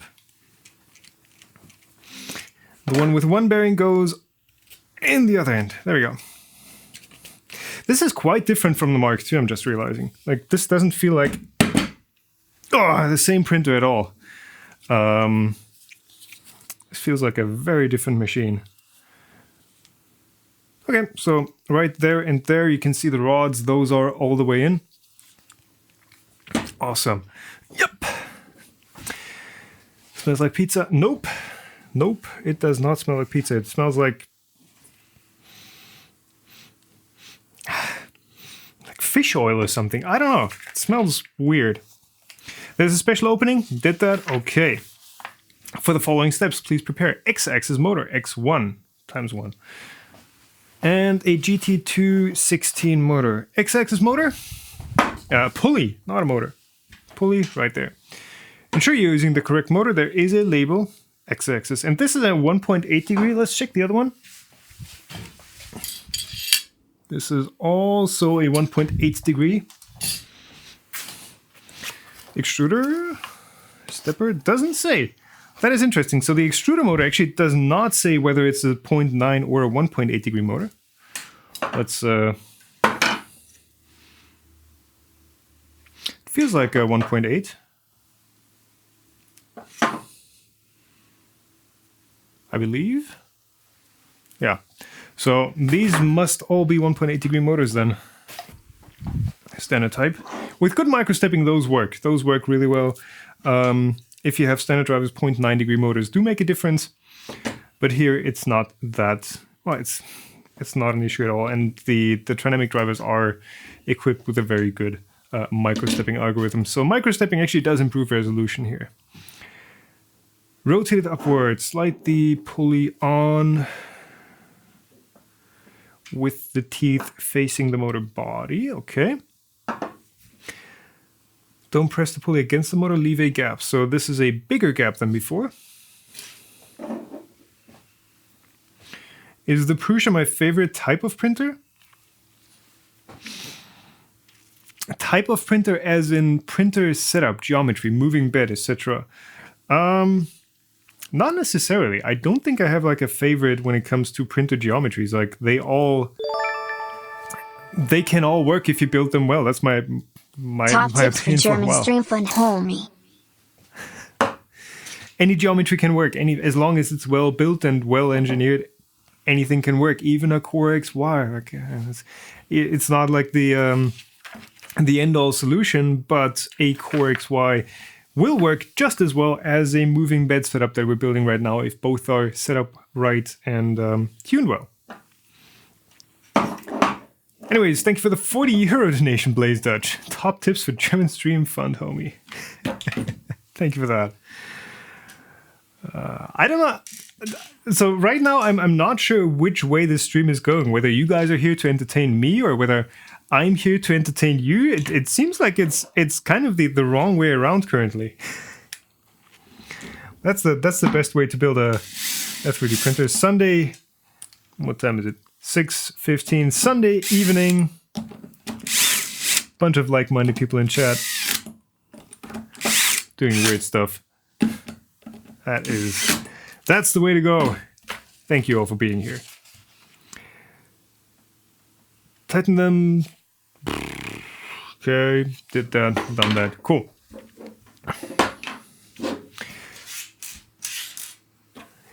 Next up, the X carriage, and this one's black.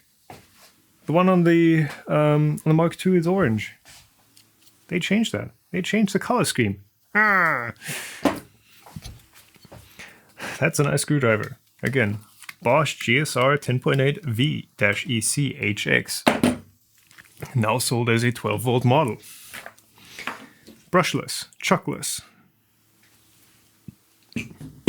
Okay, so I'm hoping I'm building this the right way around. I think I messed that up on one of the Mark II build streams.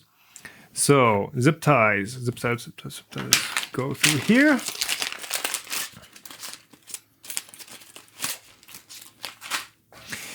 Moving bed delta. Yeah, interesting concept though. Not sure if it's necessary. Yeah, same. Do you speak German or Dutch? The thing with Dutch is, as a German, you typically can read it, but there's no way you're gonna understand it when people actually speak it. So no, I do not speak Dutch, but I am, of course, a native German. So yeah, German I do speak and understand. So that's that.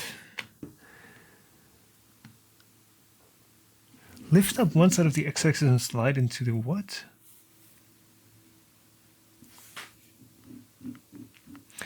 When ready, trim the zip ties. Okay, so how does this bottom bearing get? Does this get clamped in? What? Okay, we're gonna find that out very soon. Moment of silence for Blaze Dutch as I one up him. Thank you, Jimmy Sanchez. This isn't. I mean, this isn't a competition. Like, don't see it as a competition. Anything is appreciated. Oh well. Reminds me of that one time when like the Swedes and the Norwegians were like, no, the Swedish krone is better. No, the Norwegian krone, and it just kept on going. Awesome. All right, I'm not quite sure how this bottom bearing right here is going to get clamped down because there's no real visible. Well, I guess we're going to see in a second. There's no real visible clamping or tightening right there. Align bearings and tighten up the zip ties. So we did that on these two top ones. Did you install the M3? Oh, you're right. You're right. I forgot the nuts. You guys were distracting me. I blame chat. So where did these go? Oh, there's one? Okay. Yeah, this one's not going in with the bearing installed. Yes, thank you for the reminder. Do you have another job other than YouTube? No, I've not had another job other than YouTube for almost 2 years now. This has been quite the ride, quite the experience, and I'm not sure if it's getting wilder from here on out or if it's just a smooth ride. But I have a feeling it's not going to be like choosing YouTube as a full-time career is not like the smoothest option of them. All right. Got the flat nuts, what are they called? M3NS nuts. Got those in there. 1, 2.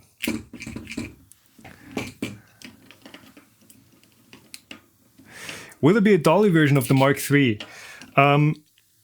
I'd love to make one if I can actually get the sensors. If I can actually have some similar sensor setup on a clone, because without it, I don't think it's that different from Mark II and Dolly, the original Dolly. I mean, the mechanics are still very similar. Yes, they are slightly improved, but the big difference is the bed and the just the full pack of sensors, and of course the drivers, plus the software that goes along with it. I'm not sure if that is that easily clonable with just open source tools and hardware and readily available parts. We'll have to see if that.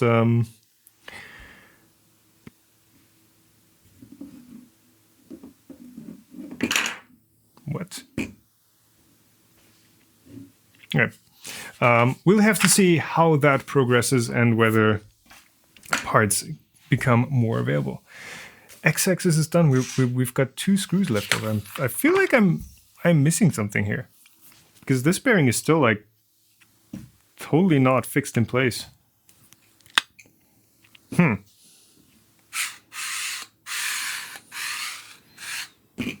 Okay, I'll just, yeah. Nope, didn't miss anything. Nope. Okay. Cool.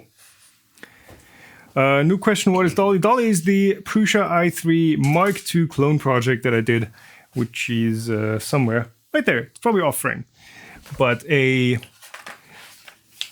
cheap as possible Mark II copy, more or less. Did we ever get the Titan Aero Plus Volcano working on the hang printer? No, unfortunately not, because we did have to leave, and the hang printer is staying with Trinamic. So that one I'm not going to see again unless I travel back up to Hamburg. We did talk to E3D though, and they've confirmed that it is an issue they know about on some of the Titan bodies, and they're actually changing the geometry. I'm not sure if I was supposed to share that yet, but they are fixing the geometry of the arrow to make that a non-issue. So, yes, it might also have been just me tightening stuff up a bit too much. Though we were solidly running out of time with that project, so yeah. Didn't have time to investigate further, unfortunately. Okay, Z-axis. 2 Z-axis mounts. Now this is like a part that feels very familiar. These are the exact, very similar parts to the Mark II. Z-axis bottom left, bottom right, M3 by 10, 6. So let's grab a few more parts. E-axis, Z-axis. Why is there a belt included with the Z-axis? Z-axis doesn't need a belt.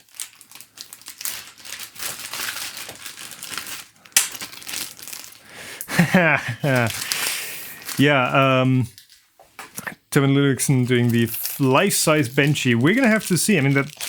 Well, I'm not involved in that, but I'll definitely try to get him to print that. For those of you who know about it or don't know about it yet, in April, somebody post the exact date if you have it at hand. In April, there's going to be a 3D printing meetup in Sweden. Same one I went to last year, same one I met Torbjörn for the first time at. And it's going to happen again in Helsingborg, I believe. And yeah, Torbjörn is going to be there again. I'm going to be there again. He's going to be hang printing and hopefully printing the biggest benchy ever. I just spent €5 to see how Tom reacts to the words shut your chastely. Do not disappoint me. Also, I gotta use all the words I paid for. Here's a haiku. Tico was not bait maker, Bob did nothing wrong, Tava means fair. Okay. Okay, yeah, you get your worth out of that tip. Thanks for the 5 years of. Am I supposed to pronounce that? I don't even know what that word is. Come on, like you. At this point, I don't even know. Like, are you guys serious with your with your tips there? I don't know, but thank you. See the picture for correct orientation. okay. I could also just double check. So these have the hole for the smooth rod, and those go towards the outside. Somehow like that. Good evening, Hawk 3D Proto. Yes, and Simone is also at least here in chat. But yeah, not going to see the benchy stacking champion again this year at the 3D Meetup Sweden, unfortunately.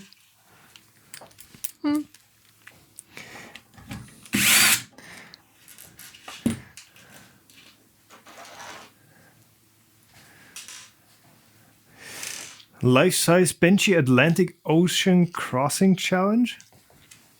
Well, I guess we could cross the North Sea to Denmark in it. Though, how long is that? That's quite a stretch. During tightening, you shouldn't use excessive strength. All right.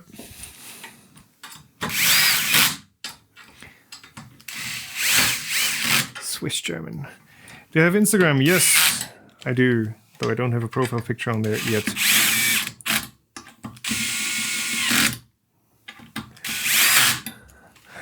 Ah, yes, of course. Family first. So I'm going to meet you another time. Is my Mark III assembled power supply still having sound? Still having sound? What? Will you bring a printer to the meetup? And if you do, how will you transport it? Fellow Bavarian here, and I have no idea how to get my Prusa up there without a headache. Driving would be till 990 kilometers one way. Yeah, do not throw away these trapeze are nuts. Random mix of engineering, thank you for the $5. I will probably not bring a 3D printer unless I actually manage to... unless I bring one that's like tiny. Flying up a Prusa is probably going to be... I don't know. Tricky, at least.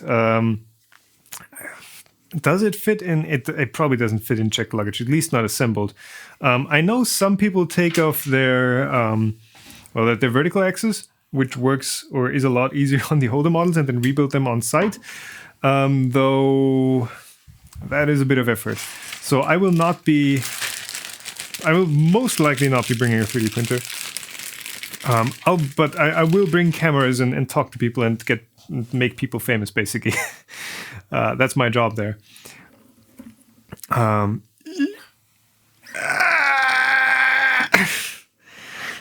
God.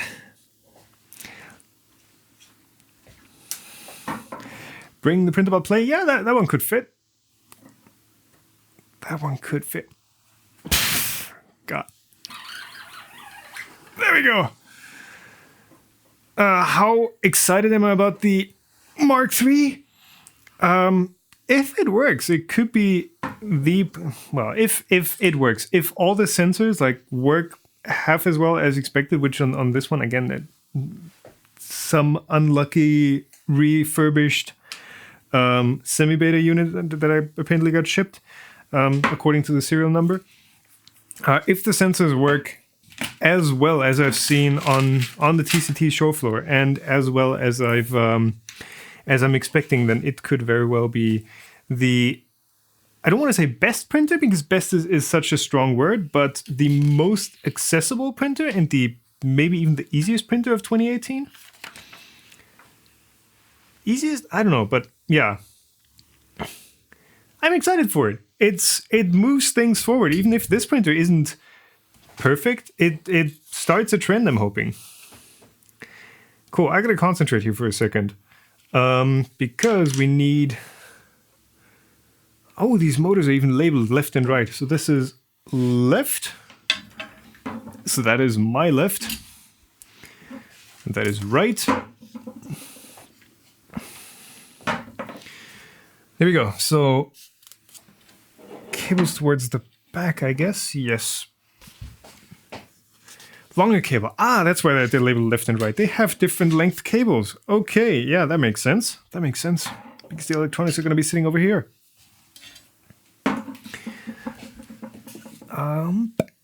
Series motor with 4 M3 by 10 screws.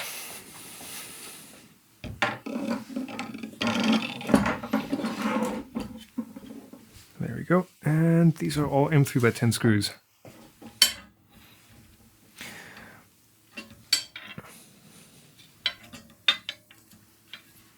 And that does bend the wires in the back slightly, but yeah, they're routed well. Tsaf 9670 is asking, when will we see a review of the Mark III? Yes, I was waiting to have the kit built, which I'm doing right now, and to verify some of the results from the assembled one with the kit. Also, I'm really interested in just seeing how this assembly goes. So far, so good. And yeah, I'm thinking like within the next 2 weeks. That's the plan. Have a review. So I think scheduled right now it is for in 2 weeks or so.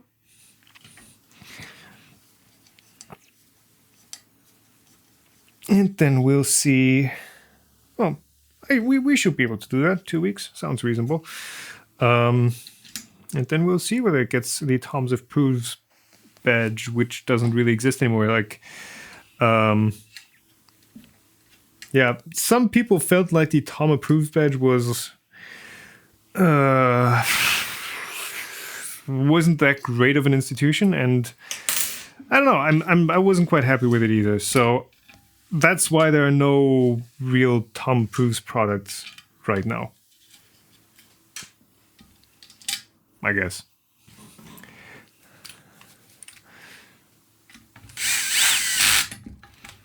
Yeah.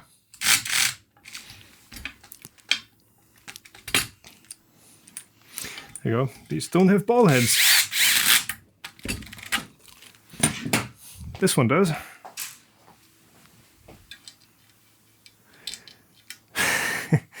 Would I recommend Octoprint, and what is the login for it? What sort of a question is that?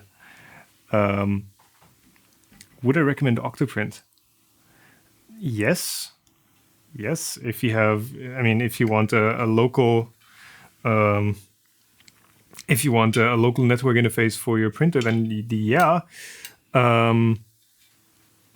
What is the login for it? You set the login yourself. I mean, the default login for the for OctoPi, which is the Linux distribution that that bundles Octoprint, is the standard Pi and Raspberry username Pi.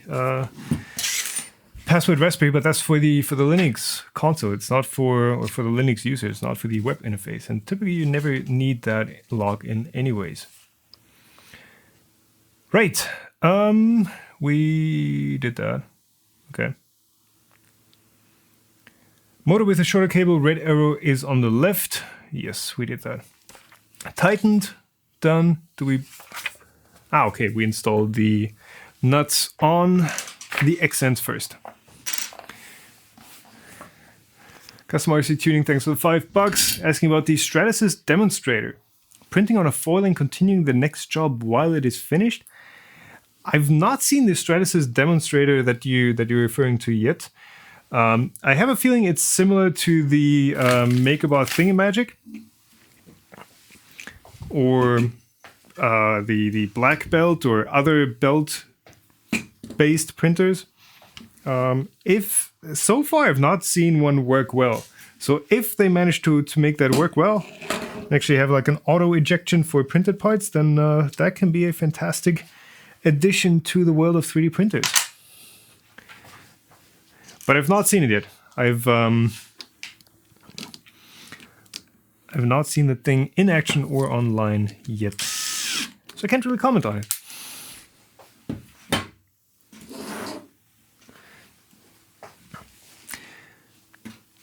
Would I consider reviewing a desktop CNC machines? I do have the CNC. Again, horrible name. I kind of have to point it out every time. But the SIENCI, supposedly pronounced like CNC. Guess I should have slotted that in first. Desktop router or router, mill, engraver, whatever you want to call it. It's a very light-duty CNC machine. And yes, I am using that every now and then, and I still need to kind of find a perfect application for it. But so far, yes, of course, that is... Yeah, it's part of the world of making, and I think it, you know, having desktop CNC, you know, in your arsenal, in your toolbox, does complement 3D printing really well. So yeah, that is something I'm definitely looking into and already working on. Yep, stay in there.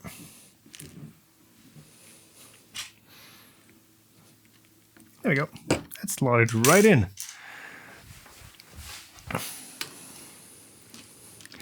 Have I planned new merchandise in the near future? I have not in the near future, but there is definitely a plan to make some, or to get some new cool designs. It's kind of hard, you know, reaching out and saying, hey, would you be interested in making some cool 3D printing related designs? And well, I guess I could do that. I have like 12,000 followers on Twitter. Maybe that would be an option. So I'll go with a maybe on that.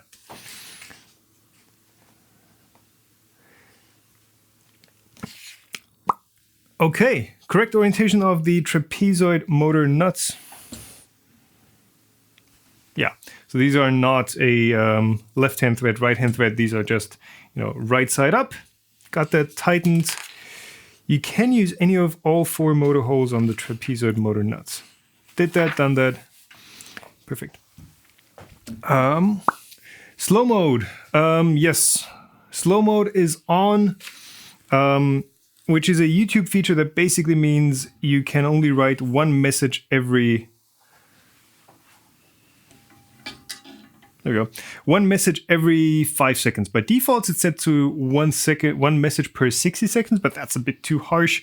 And it's basically just a protection, you know, against people that just write and write and write and just spam the entire thing. By default, nothing's stopping them. So slow mode is limited to a reasonable time of 5 seconds. I don't think you can type a good message in less than 5 seconds. If you can, I'm sorry if I'm slowing you down, but typically it's not going to, yeah, it's not going to really slow anyone down.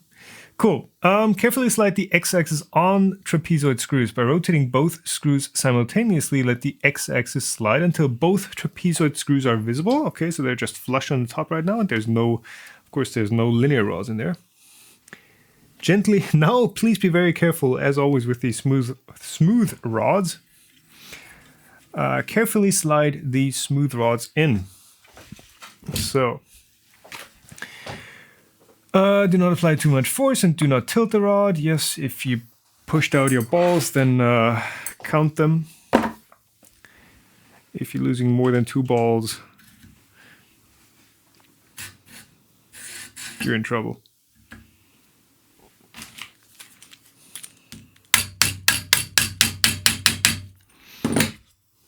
Also, why do I keep using this thing as a hammer? Because they are rated for 3 meters drops. So Bosch is saying this thing survives any drop on any part of the machine from a 3 meter height. So the back here is actually really well suitable for, you know, light tapping.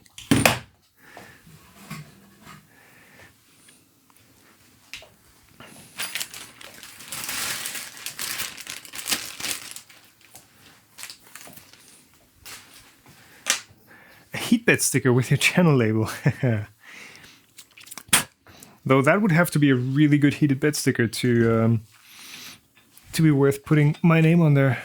And I'm not sure which manufacturer can offer that. And I don't just want to grab like some Chinese polycarbonate sticker and put a label on there and just say, hey, yeah, this is like the official one. Like, eh.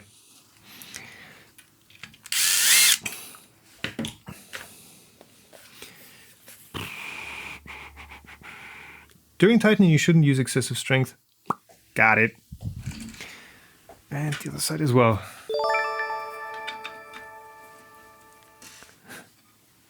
Gently slide your rod in. Don't tilt your rod. If you lose your balls, count them. This sounds like wedding night instructions. Yeah, it sure does. I'm not sure who wrote those instructions and if that was intentional or not, but well, maybe what screwdriver is it? Again, that's like the third time somebody asked it. Maybe Joe Prusa and his team kind of had these instructions intentionally ambiguous. Okay, so are these? That is interesting. Like these caps, I know on the on this one on the Mark III it's the same. I know on the Mark II, like these top caps are really tight around the rods. Like they really grip them. They actually have a printed spring in there. With these.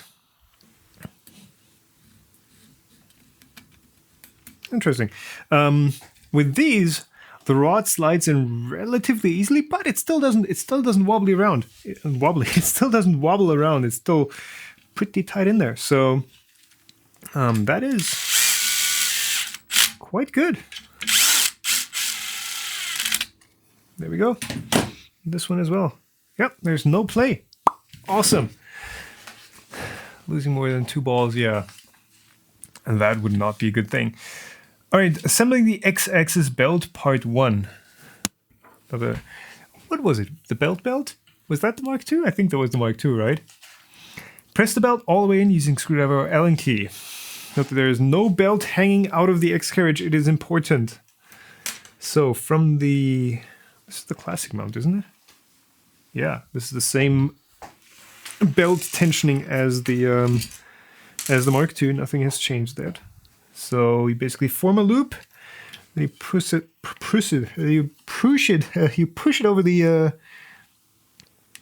these sockets, these pins, and there you go. There's the nothing over it. Well, it's one tooth. That should be okay, right? Maybe not. Maybe let's get it fully tight. 1 tooth less. Bosch PS21 2A. That's not the one I have. It might be called differently in the US region. This one is the GSR 10.8 V-EC space HX. I have not taught Daniel how to use Genius for affiliate links yet, but we shall do that in the near future. So when you guys buy these on Amazon, it gives the channel a small kickback without costing anything extra. Like Amazon or not, but I think that's a pretty awesome system.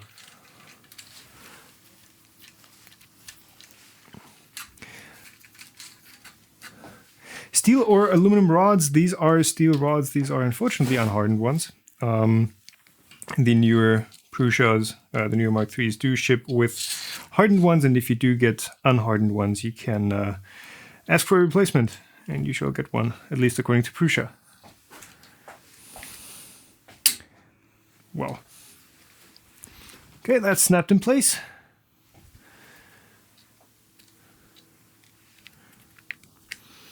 And then this,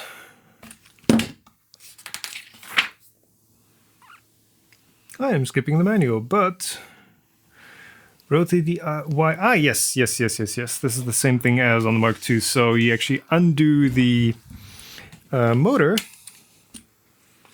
Let's see, which ones do you undo? These two. So that you can swivel. Hold on. So they can swivel the motor inwards, and that kind of releases some tension on the belt, belt. And then you drop a screw. Where did the... Oh, that's the motor screw, okay. And then you can tighten this side of the Y-axis carriage. There you go, and this doesn't even need to be super tight.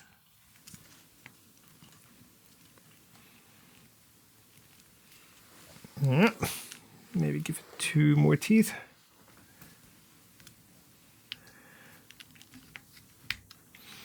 Still a bit finky, but I'm probably using the wrong technique here.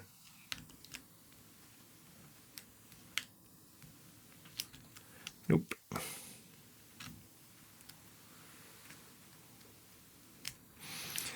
Might need to use some pliers. Oh, got it. Okay. You know, this is actually reasonably tight, but as soon as you rotate the motor back, that actually gets you some proper tension.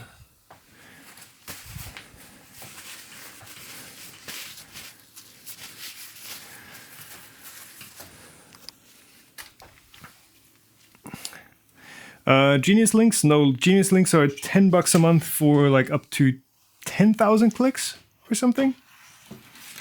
That is well worth it. By the way, if you guys don't know what we're talking about here, actually Linus Tech Tips, I've used them first, I believe. Genius is a service that replaces a Amazon link, an Amazon affiliate link, with an internationalized version of that same link. So typically you'd have to, you know, if you wanted to point someone to a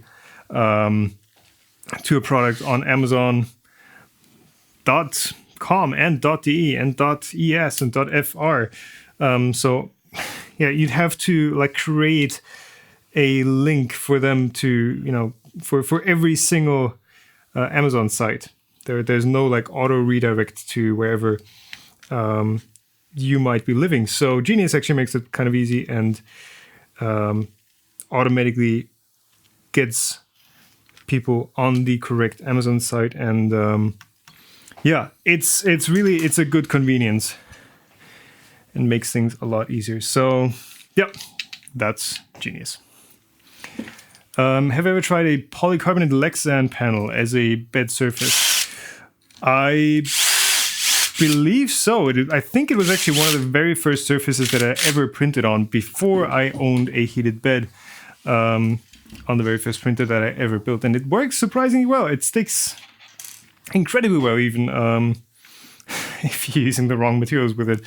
But yeah, that's that. And also the standard bed stickers you can get, Buildtech, etc., or Chinese clones, most of them are just structured polycarbonate anyways.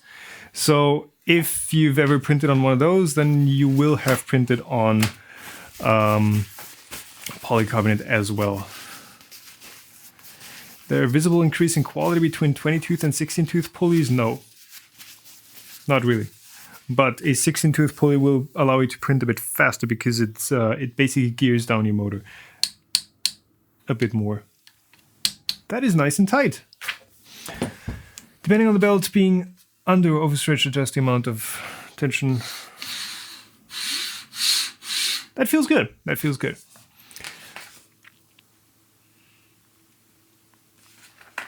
Cool.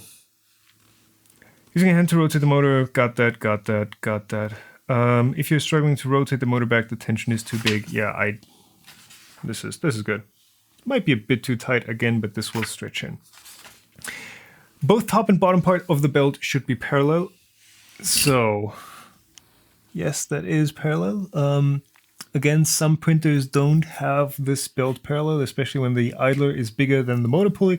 So this bottom one, actually it doesn't matter if the idle side of the belt is not straight, that totally doesn't matter. But if the driven side of the belt is like not straight and not perfectly aligned horizontally with the movement axis, then you will get a varying belt tension along the movement axis, and you will also get a slight offset. Typically it does not matter, but yeah. So no, this is tight enough. Awesome. 16 teeth print faster if you configure your printer that way. All right, next up, E-axis assembly. We will take a quick 5-minute break until 6:55 local time, and we will be right back. I don't know, do we have the be right back on the hotkeys? No. I don't think that was working. Be right back. All right, see you in 5 minutes. We should add a countdown or something. See you soon.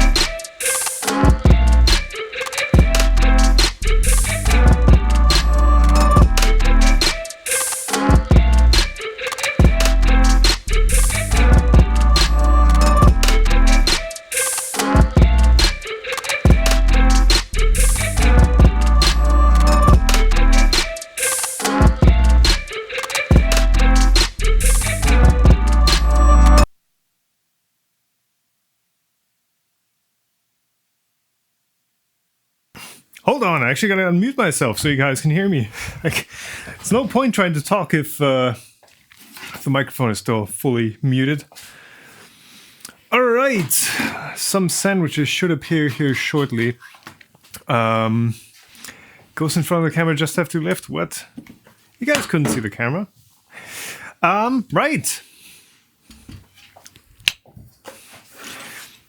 Yeah, I see you guys were discussing smaller versus bigger pulleys. The difference in speed is actually not due to the motor actually producing or spinning or moving a longer length of belt per revolution. The difference in speed you can get with a smaller pulley is usually or almost always due to the fact that you get more torque, more linear force out of the same torque from your motor. So you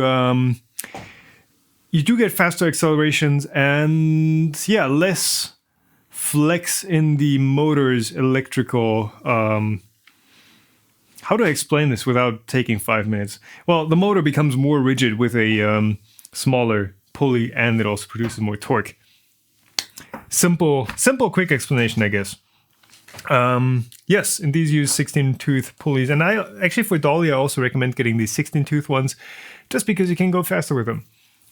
You're never limited by like top printing speed, by like, oh, this printer can do 300 millimeters a second. You're always limited by how fast it can accelerate in a real world situation. Okay, EX's assembly. So, right.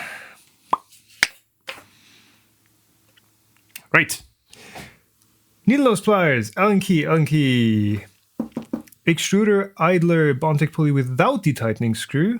Pulley bearings, let's see, do we need this one? Not for now, I guess. Let's make some space.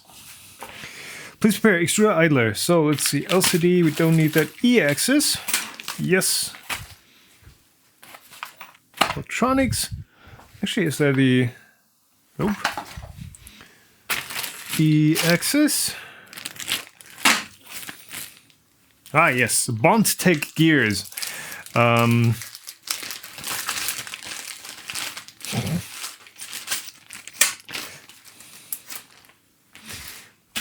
Cool.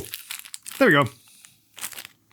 That is interesting. So you do actually get quite a few parts with this Bondtech assembly, which is pretty tiny. Don't drop it, that thing is going to be gone. A rod. 2 tiny plastic caged roller bearings with the hardened rods in there. A tiny M3 grub screw, and of course 2 of the Bondtech gears. So, pop noise. What pop noise? Oh, the something with these bags.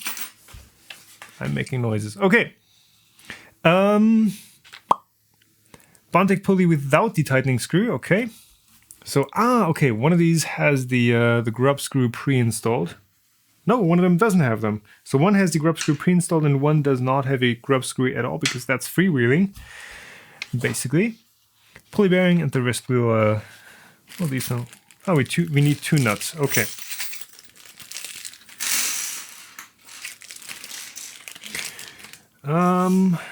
Ross K is seeing a slight salmon salmon skinning or tree ringing effect with the TMC 2130.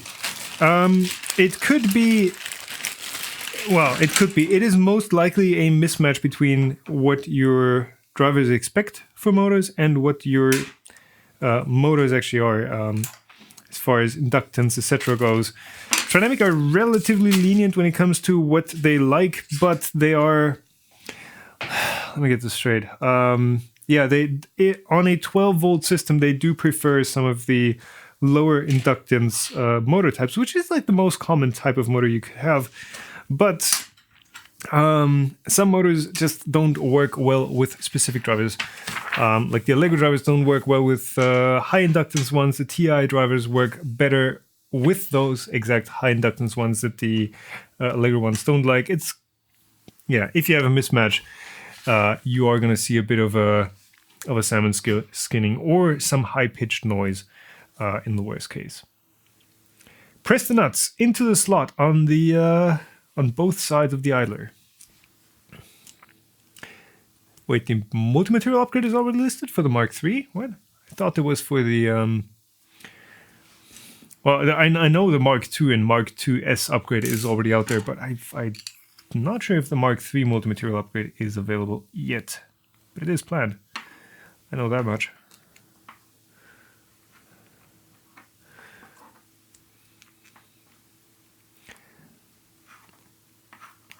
Bit more.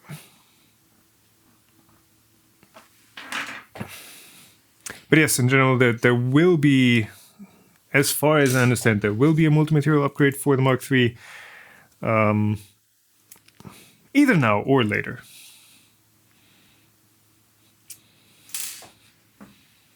Yep. Mark IV is next. I'm wondering where you can go from here with the Mark III being, you know, being basically the i3 platform pushed to its limits. I wonder if they're actually sticking to the i3 platform for the next big thing. If there's going to be like a Prusa Pro or something that, you know, steps up the game, or I don't know. I don't know where it can go from there. So insert both bearings in the pulley. Okay, so the one without the grub screw. This is the one with. This is the one without. Both of the tiny needle bearings go in here, and these are actually very loose in there, and I guess the rod actually, oh yeah, that feels nice. That tightens it out. That tightens it right up. So this one goes in here like, let's see, like that. This really is like Lego. I mean, still, yeah.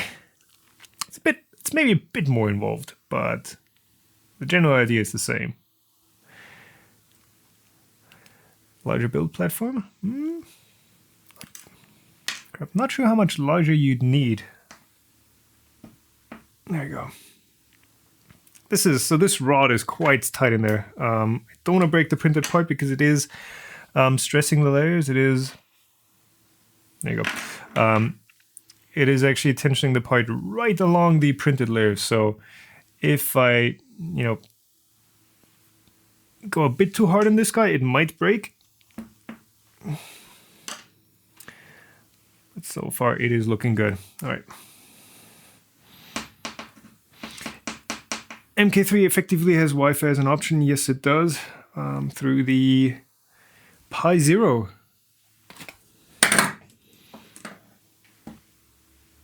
There we go. That is actually, wow, that is actually running quite smoothly. You can hear how long that's spinning. Nice.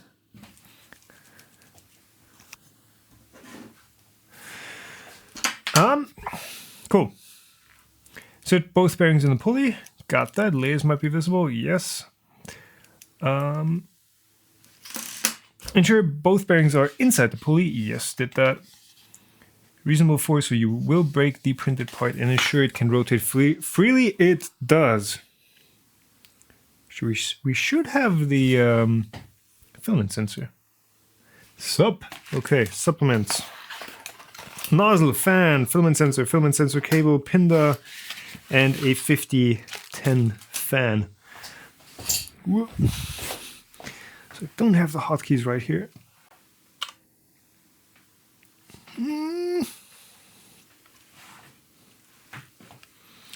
Let's see. Yeah. Don't exactly see what I'm doing. We've got a bit of a weird setup going on right now, but this camera should be the main one right now. So let's just verify this guy here, the idler, basically, which this just used to be a bearing. It's a very plain and simple bearing. And then we have the sub box. Look at that! Wow. We have the still brown and taupe Noctua fan. I think this is actually a fan that Noctua lists on the website as like a, you know, whoops. It's just a standard option. Ooh, these brown parts are actually rubberized. Interesting. Very quiet stuff. We have the new and improved Pinda Pro, which now has an extra pin because it has a thermistor in there. We have the good old E3D V6 with the standard 0.4 nozzle, Teflon pre-installed. I don't know if the Mark II had the Teflon pre-installed, and this guy has a bevel in here. Thermistor in there, so all assembled, all good. Fan. Wait, what? Why is that? Why are you getting the E3D glossy sticker? That's interesting. That's like the Intel Inside sticker, I guess. And yes, the filament sensor. El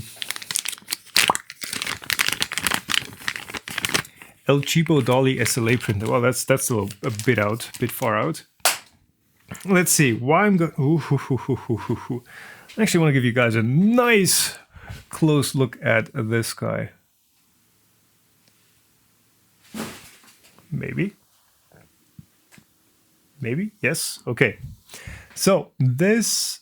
Where's my focus? There's my focus. This is the all-new filament sensor. So that guy right here, I believe, is the actual tracking sensor that works kind of like an optical mouse sensor.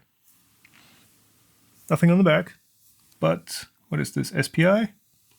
Yeah, I believe SCL, SCA. Is that I2SC or SPI? I always confuse those two. But this is the entirety of the sensor.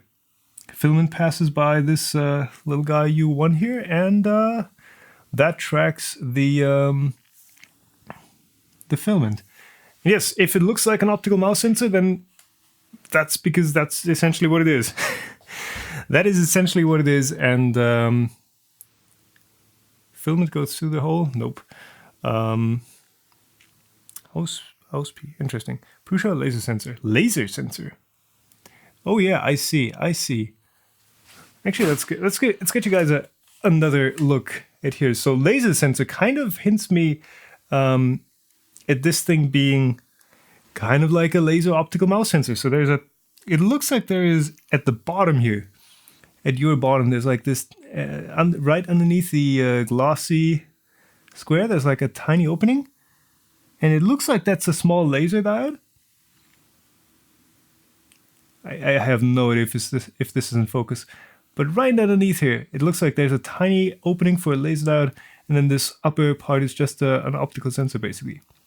So, yeah, that is, that's that. And some supporting components, which I have no idea what they are. But, yeah, tracking for filament. And that detects filament stalls and filament runouts and all sorts of nice, cozy stuff. And, I mean, mouse sensors, if this really is exactly a mouse sensor, then, I mean, are we missing the cable? No, we got it. Then this shouldn't be too expensive. This shouldn't be too much of a cost factor for the printer in its entirety. Cool. Filament sensor. Be careful with the filament sensor. Do not touch the black PCB nor the chips on it. Well, that's too late. That's too late now. Yes. Extruder body. Nice solid part. Boxes full of mice. Well, you've got to interface them with an Arduino. If you can do that, then you basically have yourself a filament sensor. Before we continue with the assembly, we need to insert nuts into the extruder body. Can I switch this to overhead? Hoping I can. Yep. Before we continue with the assembly, we need to take the extra time and effort to place them in properly. You won't be able to reach them later. Yes, that is the exact same as on the Mark II. And I'm hearing some food arriving. Just as the doctor ordered. Don't throw the sensor around. Whoops. Trust me, I'm an engineer. Ah, awesome. Thank you.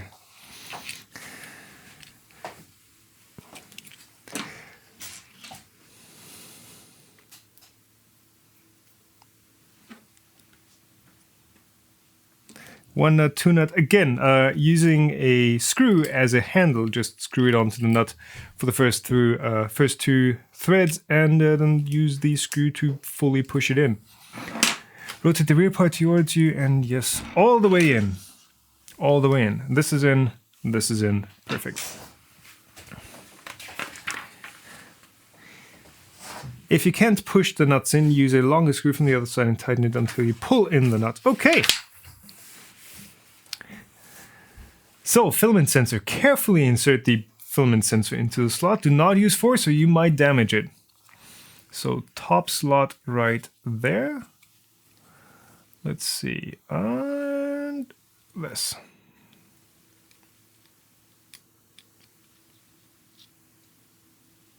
That didn't sound good, but okay. There is actually a smudge on the actual sensor, which I'm just now noticing. We'll see. We'll see. Okay, and I shall.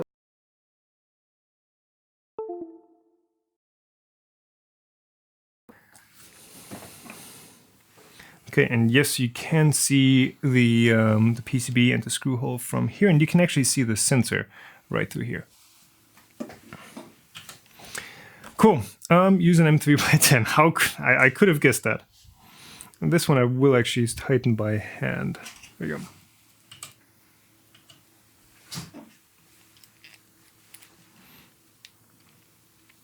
This one does not have any nut in it, so it just screws straight into the plastic. Thank you, Daniel, for the $5. Yeah, so discussion on the on Mark III versus CR10. They are similar but very different machines. The CR10 definitely is getting you a lot for your money, but and it's not the worst built printer I've ever seen. But also I wouldn't say it's a decent printer, but it's not a fantastic printer. It is good. It's good for what it is, but not much more. If you have some experience, if you are willing to make it work, the CR10 can print very, very well. If you just have like no expectations at all, then of course that's gonna work for you. And that's what it gives you. If you know what you're getting into, it's a fantastic machine. Prusa, on the other hand, of course, more expensive, smaller, etc. But I've really never had an issue with the Prusa machines that I'd say was substantial or deal breaking in any way. Cool. Guide. The sensor must be tightened completely, but be careful during tightening to avoid damage to the sensor. So don't crack the PCB, but do tighten it so it's tight. And this one is tight. Okay. For the following steps, please prepare 2 nylon washers. There's some sandwiches looking at me right now. I wonder, will I ever get the chance to eat those? Especially with the microphone in my face, which I would need to turn off. M3 by 30. We can actually use actually use the package to compare that. Y-axis, E-axis. Oh no! It's the wrong package. Z-axis? E-axis. There we go. M3 by 30. So these are 40s. Yes, this is the 30. Cool.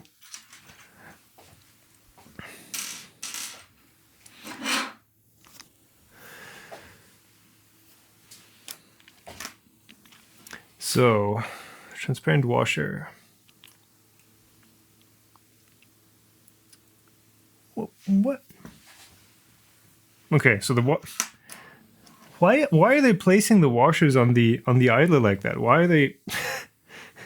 Why is the manual showing them like there? That's not where they belong. I guess that's the only way that they could show it off. But right here, so. There. Screw goes through. then a washer, then the entirety of the idler, then another washer, and finish the assembly with the second washer. What, is that it? There's no nut. Okay, I guess it... What does the screw into? Does it... Hold on. I guess it just screws into the rest of the body. There you go. Okay. We just leave it like that. Finish the assembly with a second washer. Cool. Extruder motor. I gotta get a bite here real quick. Sorry.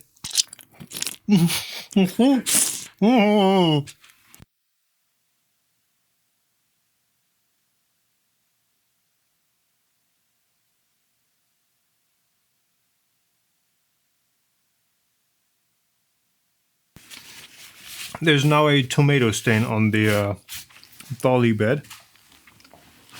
Well, I'm going to turn the microphone off again, because I hear some people don't enjoy the sound of people chewing, so.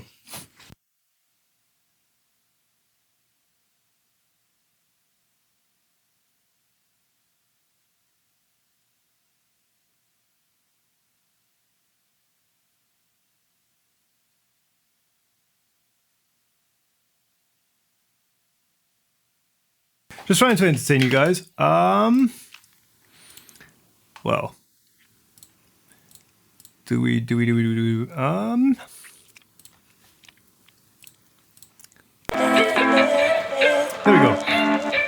At least some entertainment while I'm building and making slurpy noises.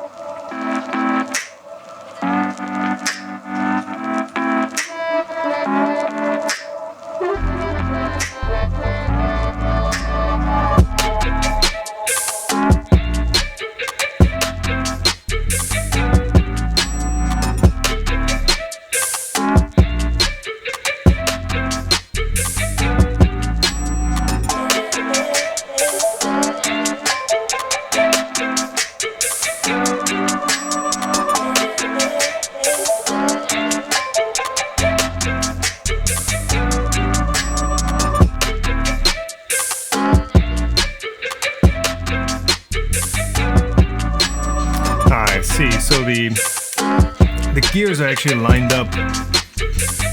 Oh yeah, so this motor gear needs to be at the very, very top of the motor shaft here. Okay. So let's actually move this up a tiny bit. There you go. If you stain the manual, Joe will crucify you. Smile. I hope he won't. I know he won't.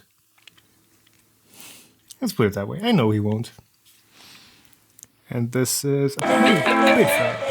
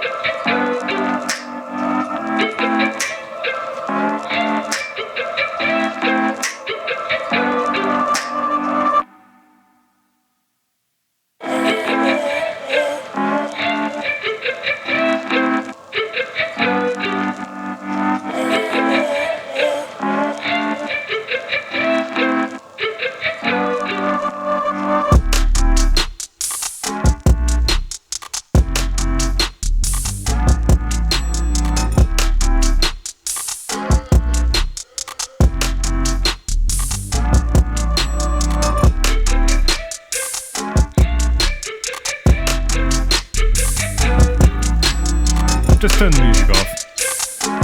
So, you can, no, that's me. Don't mute me.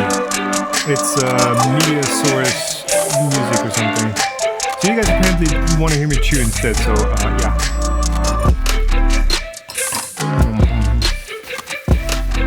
I'm turning off the noise. Yeah, can I make this thing invisible? Alright, put it on. Yep. Okay. It's probably doubling up as well. Because we're getting the desktop audio and we get the music that mine.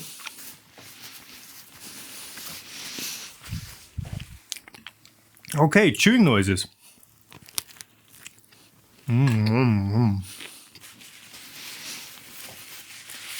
Unpopular request.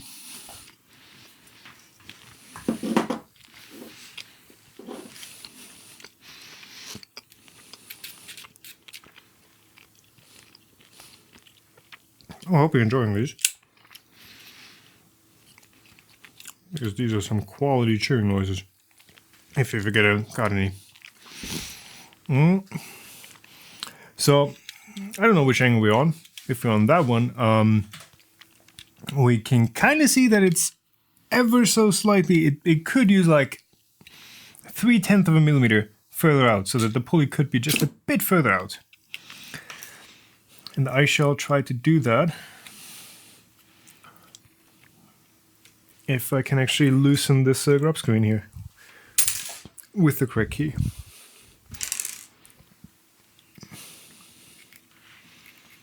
Which I probably cannot.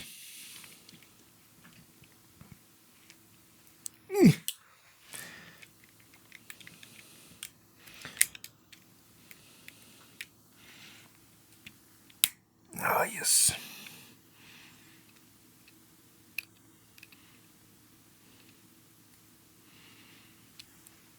Okay. Tight.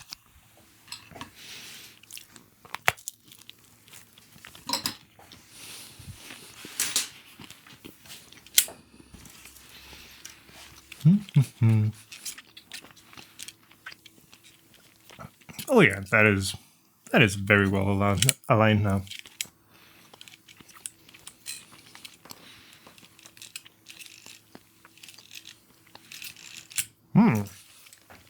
Cool.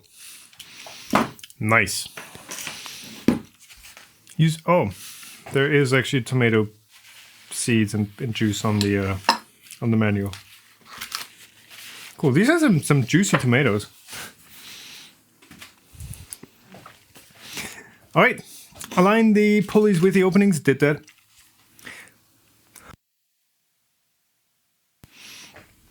All right. Adjusted. Yes. Adjusted. Use M3x40. Use springs. Springs on here. And this is actually totally different to the way the Mark II was tightening its parts. Yeah. So with this extruder, it's actually pulling the idler lever onto the extruder body. So your screws go all the way through the extruder body. So like this, and then they pull this lever back. On the Mark II, you had the screws on the outside, and they were actually pushing in towards the center of the body. So they're actually pushing on this this lever, and as you tighten them like this, they would the spring would press more against the more against the idler. With this case, it goes through, and the spring basically pulls the idler lever closed. The screw's head should be almost aligned with the printed surface. So this, I guess this is almost aligned. I think almost. And there are some nuts in there, so this is not just stringing to plastic. Done. Cool. Does look cleaner. Yes, it looks a lot cleaner. It's a lot more compact, and yeah, the downside, of course, is you can't just how did that work? Yeah, the Mark II had like a little thumb tab on top that you could just press to release the idler. to slide filament in. You don't really need that anymore since you have the filament sensor. You can just push new filament in.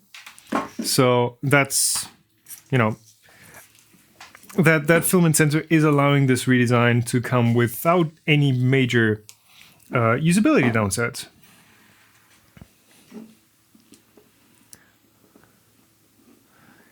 Did I miss Chris Kelly's 5-pound tip through Super Chat?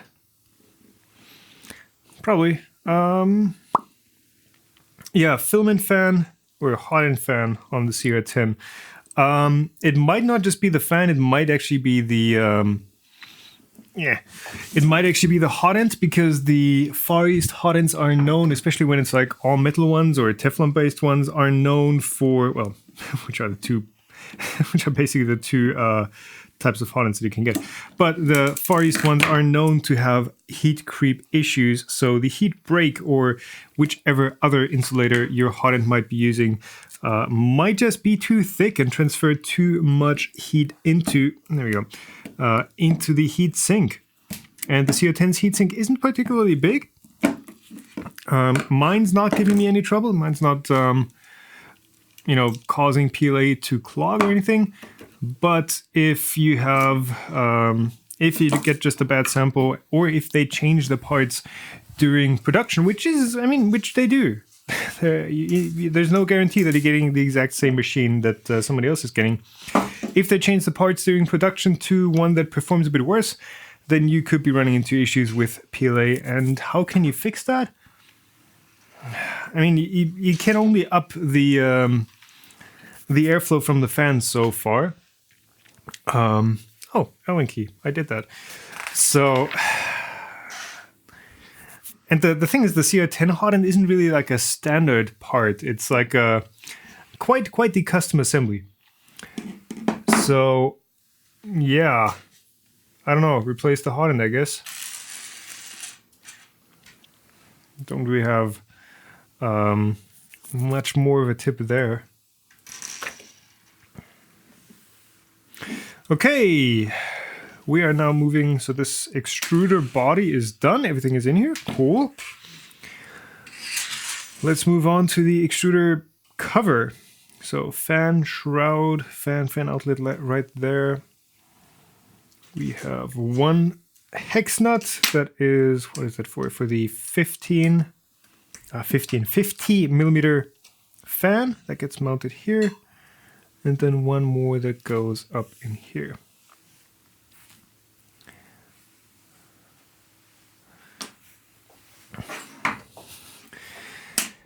Okay.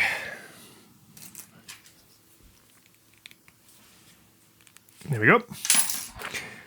So 1, 2, then hot end. E3D V6.1, I guess you could call it. With Prusa connectors. Cool.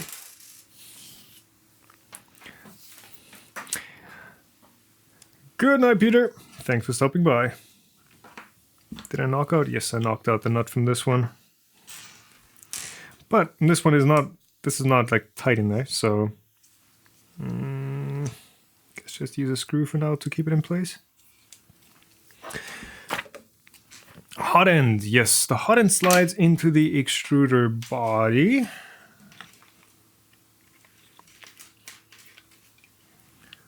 Like so. Yeah, and this aligns with the printed part right here. Cool. Note the correct orientation of the hot end. Yes, be very careful with the hot end wires from now on. You can damage them. Yeah, but what I like is the thermistor wire zip tied to the heater cartridge wires, and the heater cartridge wires are actually pretty robust, while the thermistor is somewhat fragile. So yeah, this just keeps some of the load off of the thermistor wires. I would like to see a bit slacker thermistor wires, a bit more strain relief, but this is good. This is good. Push the hot end. Yes. Did that. Place the cover. Okay. So this goes on like that. Then you get the big old funnel for the big old Noctua fan, because yeah, this is a lot larger than the old, what was it, 30 millimeters? This is like a 40 millimeter one. Actually, we can compare this with a 40 millimeter screw. So 40 millimeter fan goes on here instead of a small 30 millimeter one, and that does make a big difference to the noise level. Oh. And then screwed on with 2. Wait, no. No, press it on and then from the motor side. Okay. 2 screws, 1 here, 1 there. 25s. 1, 2. Yes.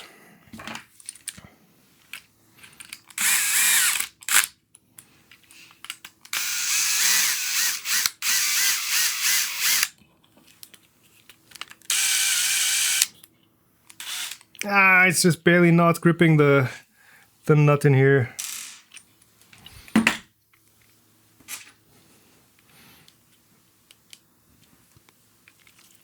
So close.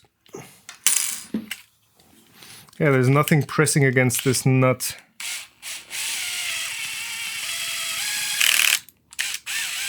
Nope. That would keep it from just sliding out.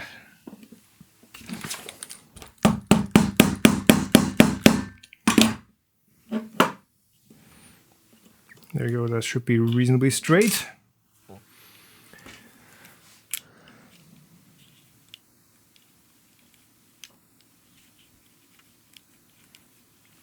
No?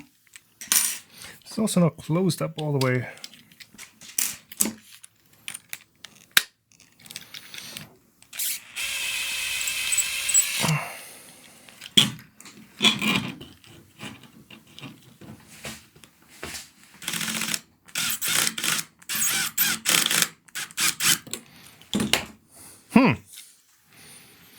Yeah, this nut keeps on tilting out of the way.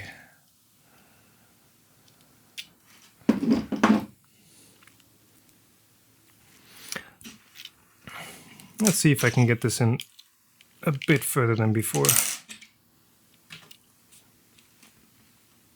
Yeah. Okay. And now with lots of RPM, we should be able to grab the nut. Yes.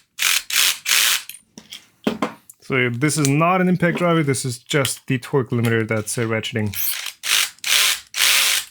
There we go. Filament sensor, still going strong. Also, I am wearing static safe shoes, as always.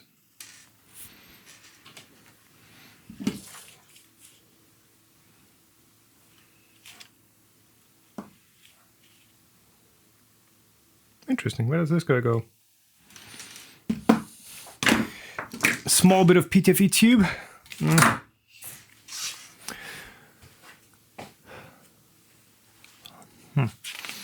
Okay. I've already assembled that. It must have backtracked.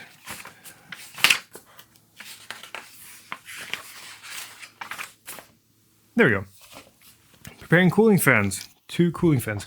Dan Carter is asking, he has worn out 2 50mm cooling fans within 6 months or so. Solder joints get hot. The fan spins slower and slower over time. Is that normal? No, that is not normal. So if you're saying the solder joints, so like the ones on the PCB, those get hot. That is definitely not a normal situation to be in. I've been running my 50mm fans, even the cheaper ones, for months at a time without noticing any degradation. Some of them have like all the particle accumulation from printing PET and ABS and PLA and all different plastics on here.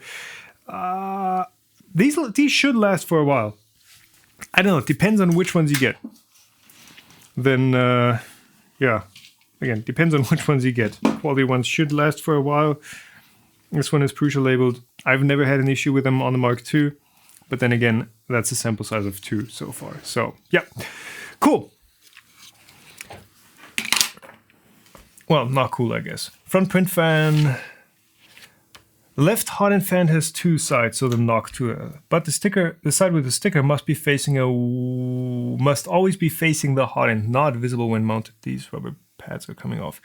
Otherwise, the cooling won't work properly. So basically, blow into this this channel. Have the fan facing in like that, and not the other way around. How's the part quality so far? Well, what do you want me to comment on? Like, it's printed parts. Like, yeah.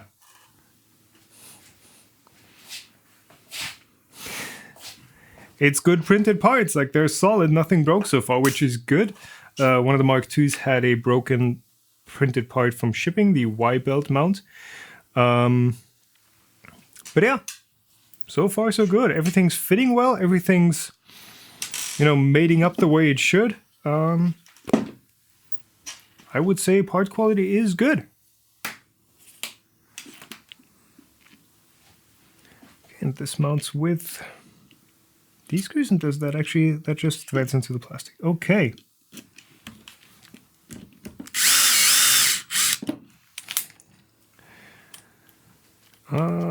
Tighten all, okay. And you always gotta pay attention to have the cable going out the right side. Must be placed at the top left corner. Yes.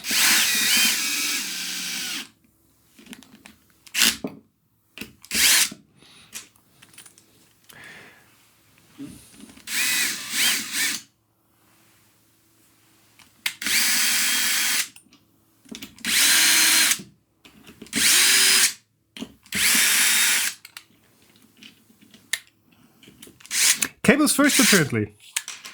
Yeah, that's so this one goes through here. I would have missed that. Thanks for the hint. Well, I skipped the step. It's the same step that we're doing right now. It's step 21. It's literally one step. It should maybe be two steps. So motor cables, but no other cables. Sensor wire, yeah, sensor wires go differently.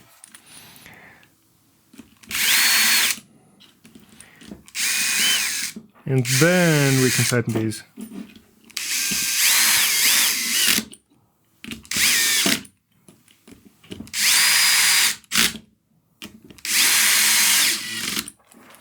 Okay. That is spinning nicely. Thank you for the hint. The small bit of PTFE was supposed to be in the top of the E3D. No, it was not. This is too short for the top E3D PTFE. And there was a piece of PTFE in there. Plus the PTFE in the E3D hot, and that is hard to say, goes almost all the way down to the heater block. So it's quite a bit longer than that. Okay, tighten. Rotate the extruder as in the first picture. So like that. And then mount the front print fan using M3 by 18 screws. This goes on like that again with M3 by 18. Yeah. This mount is not too precise. I know it's kind of the same on the dolly prints even.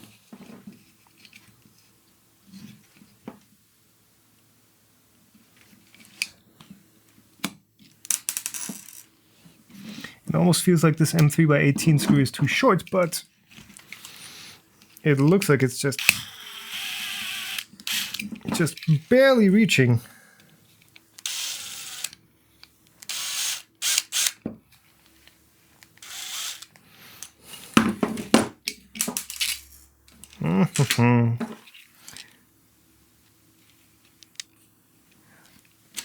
Ah, I see there's like a little pimple in this part. Just a little divot that might keep it from going all the way in.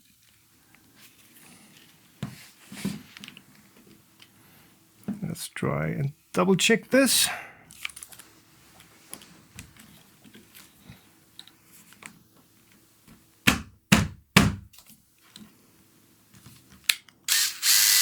Ah, here we go. Now the nut is staying in there. That's the way I like it.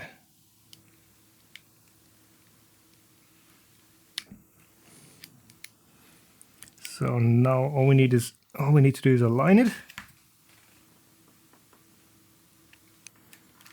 And that should be good. Okay.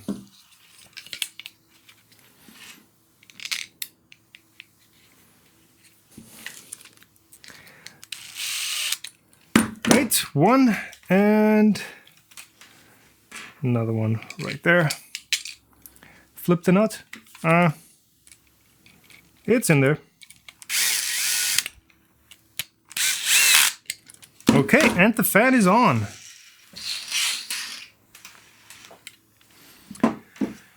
Don't tighten the screws too hard.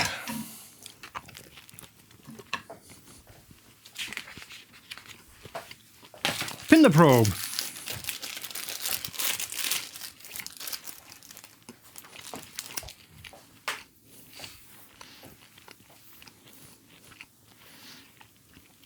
What does hot 2 mean? Well, we'll check in the manual.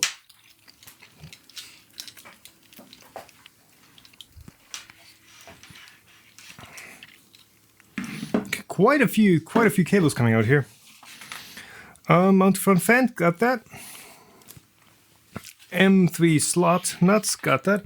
Now this is the hot 2 part right here, the one that everyone's talking about. Start with the front print fan wire and place it under the cable clip. Okay. Let's do some cable management here. Right there, front fan cable. Okay.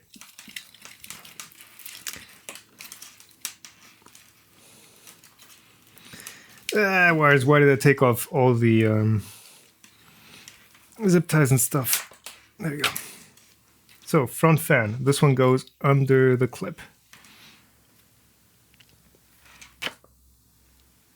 No, that's not the front fan, that's the side fan. So this one goes back and under, okay. Then pin the probe. Create a loop on the pin the probe and stick it in. The other way around. Like that. Wire goes through, and then the pin the probe goes in.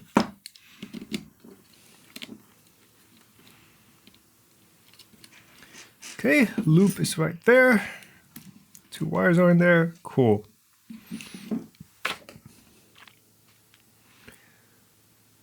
Slide your nut in the slot and tighten the probe slightly with the M3 by 10 screw.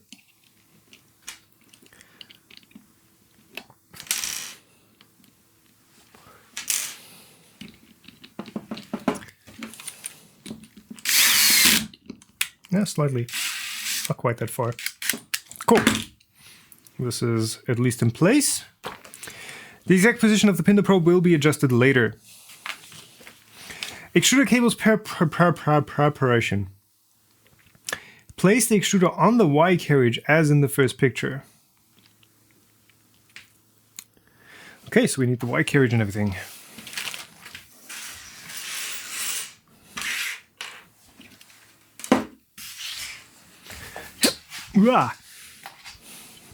There we go. Extruder is printed? Yes, of course it is. Why wouldn't it be?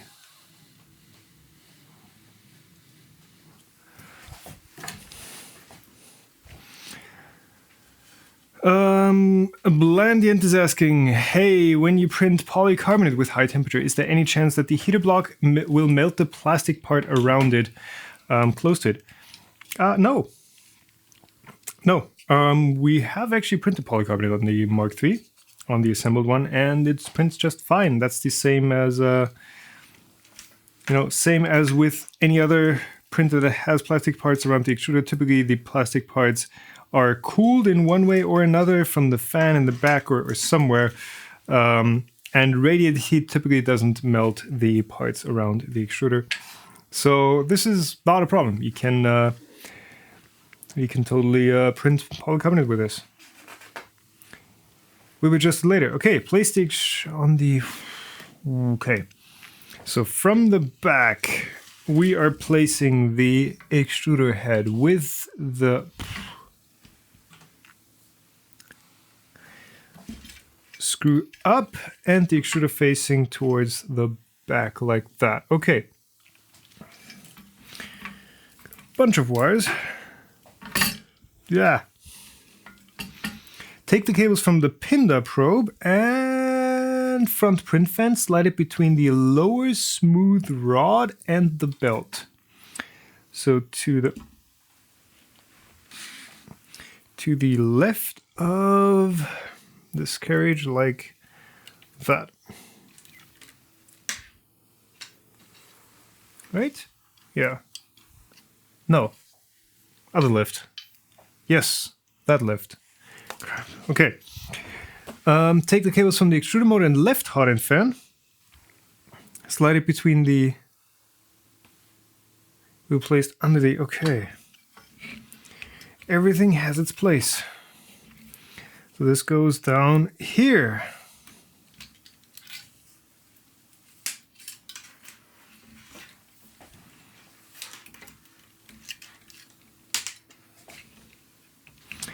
Then take the cables from the extruder. The cables from the hot end will be placed under the lowest smooth rod. We will arrange them later. Okay.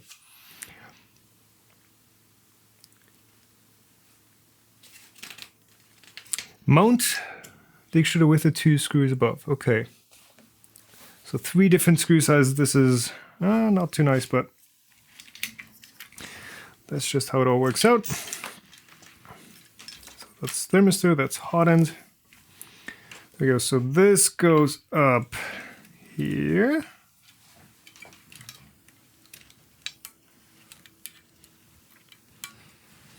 And there are slots for these cables. And this one goes in here first. Then the connectors for the filament sensor go through here. And then let's see. First one is, so the leftmost one, M3 by 18, this one.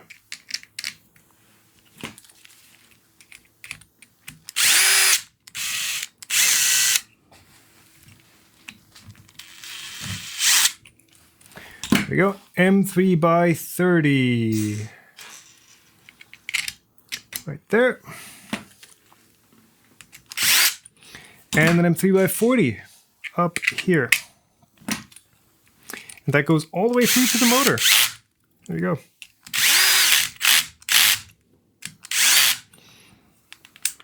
Let's turn this up one click.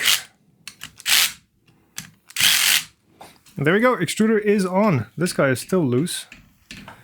But, yeah, I know. That's going to get a zip tie all the way around. Cool. Move the extruder on them. Got the cables to both slots and the extruder did that. Okay, preparing the X-axis carriage back. It's starting to look like a printer. Like all the parts are on there. We have motors, we have belts, we have an extruder, we have linear rails. We're getting there. We're getting there. X carriage back. So that's this part. That's new. The Mark II didn't have that, I think. No. So now there is no zip ties. Cool. M3 nut. Insert the M3 by 10 screw in the X carriage back. Right there. I feel like we need like an LED light on each camera whenever it's on, so I can see which camera is showing right now. So front camera, okay, or just more screens. There are 1, 2, 3, 4 screens right there that we're working off of. Not enough. We need more. We need more screens. If you've ever seen like live broadcasting studios with, with just walls of screens, that's kind of what I need, or what I feel like I need here. But still, I'm actually really surprised by how well, the hardware is holding up. Like this computer is just beasting it.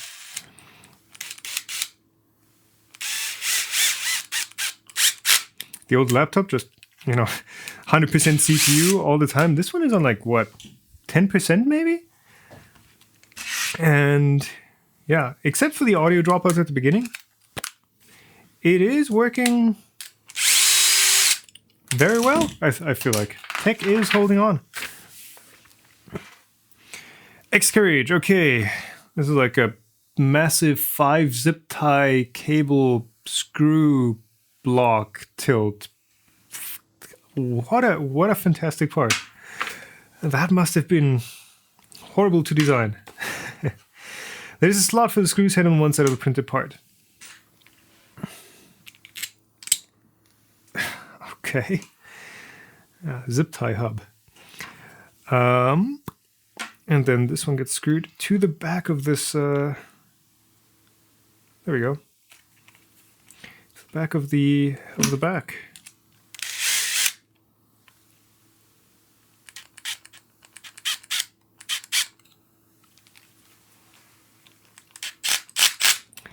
Okay. Check the U-shaped slot is aligned properly. Connectors for sensor used now. Connectors for Einzel used later. Okay. And then this goes. So this is assembled. This goes there for now.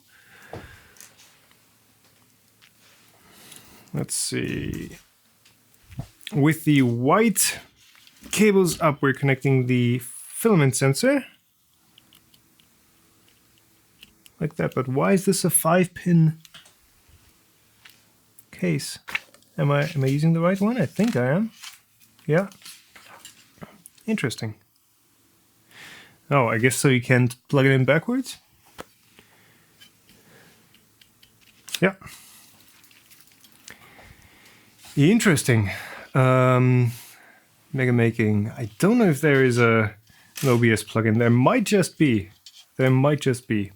OBS Studio is setting like the basics for all that. Using the cable from the previous step and connect it carefully to the filament sensor. Okay. Gently rotate the cable clockwise to create a small loop. See second picture. Push the cable through the opening on the carriage.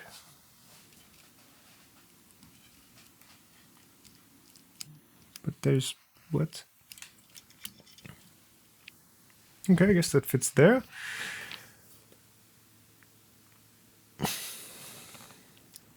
Okay, and that's going to fit with the x-axis back.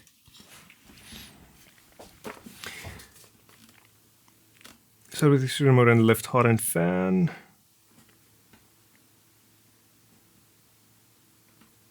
Cool, push the cables from the extruder through the carriage back. So all of the cables that we have here basically go through this one hole. This one single hole on the, wow, on the x-axis back. So let's see. Yeah. This one doesn't go through.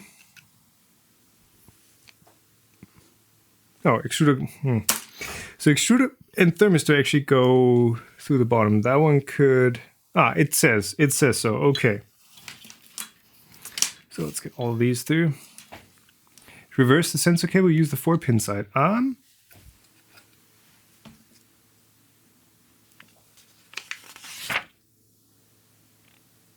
Oh, you are correct.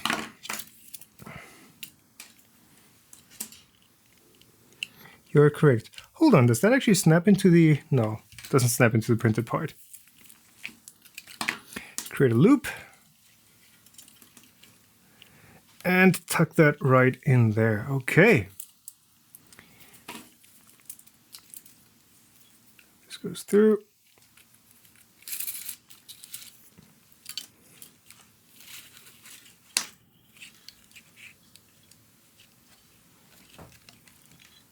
There, and the extruder motor also goes through.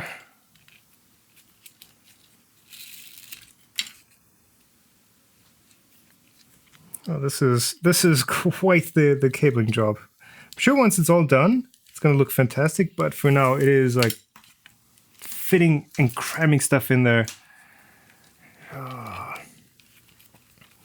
so tight. Pin the probe.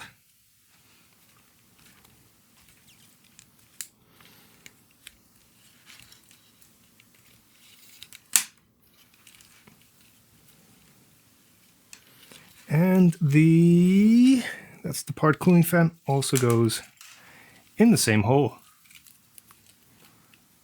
There is only one hole, so no wrong holes here. Perfect. Cool, and this looks quite tidy once it's all in there. And then how does this attach? There we go.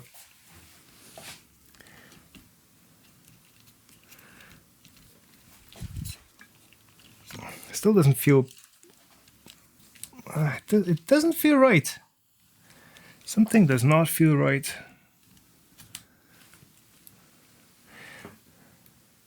I see. Okay, so the filament sensor cable apparently isn't supposed to go through here. Yeah. It does say so.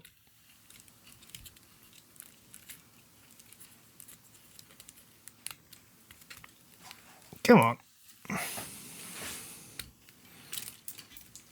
It looked like it would have gone through, like if it, it should have gone through, but it does not. So let's see if this fits better.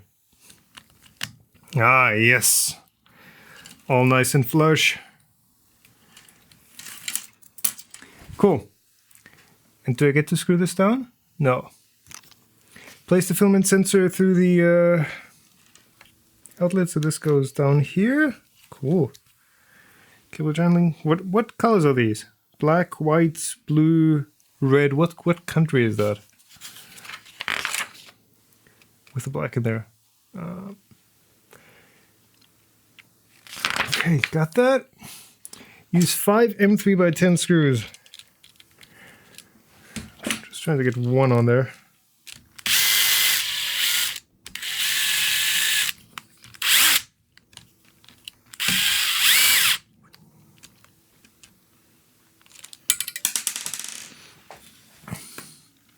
And that's the one hole that's not a screw hole. Okay.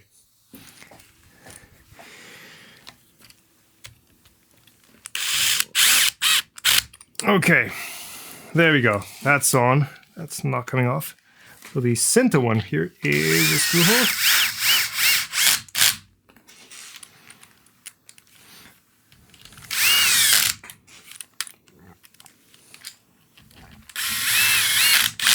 There we go. And one more.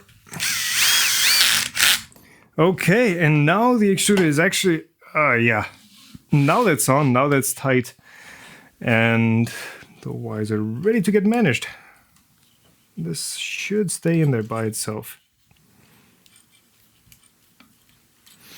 Okay, and I guess it's just 5 zip ties. Preparing the nylon filament plus the filament on the bottom. Okay. Whew.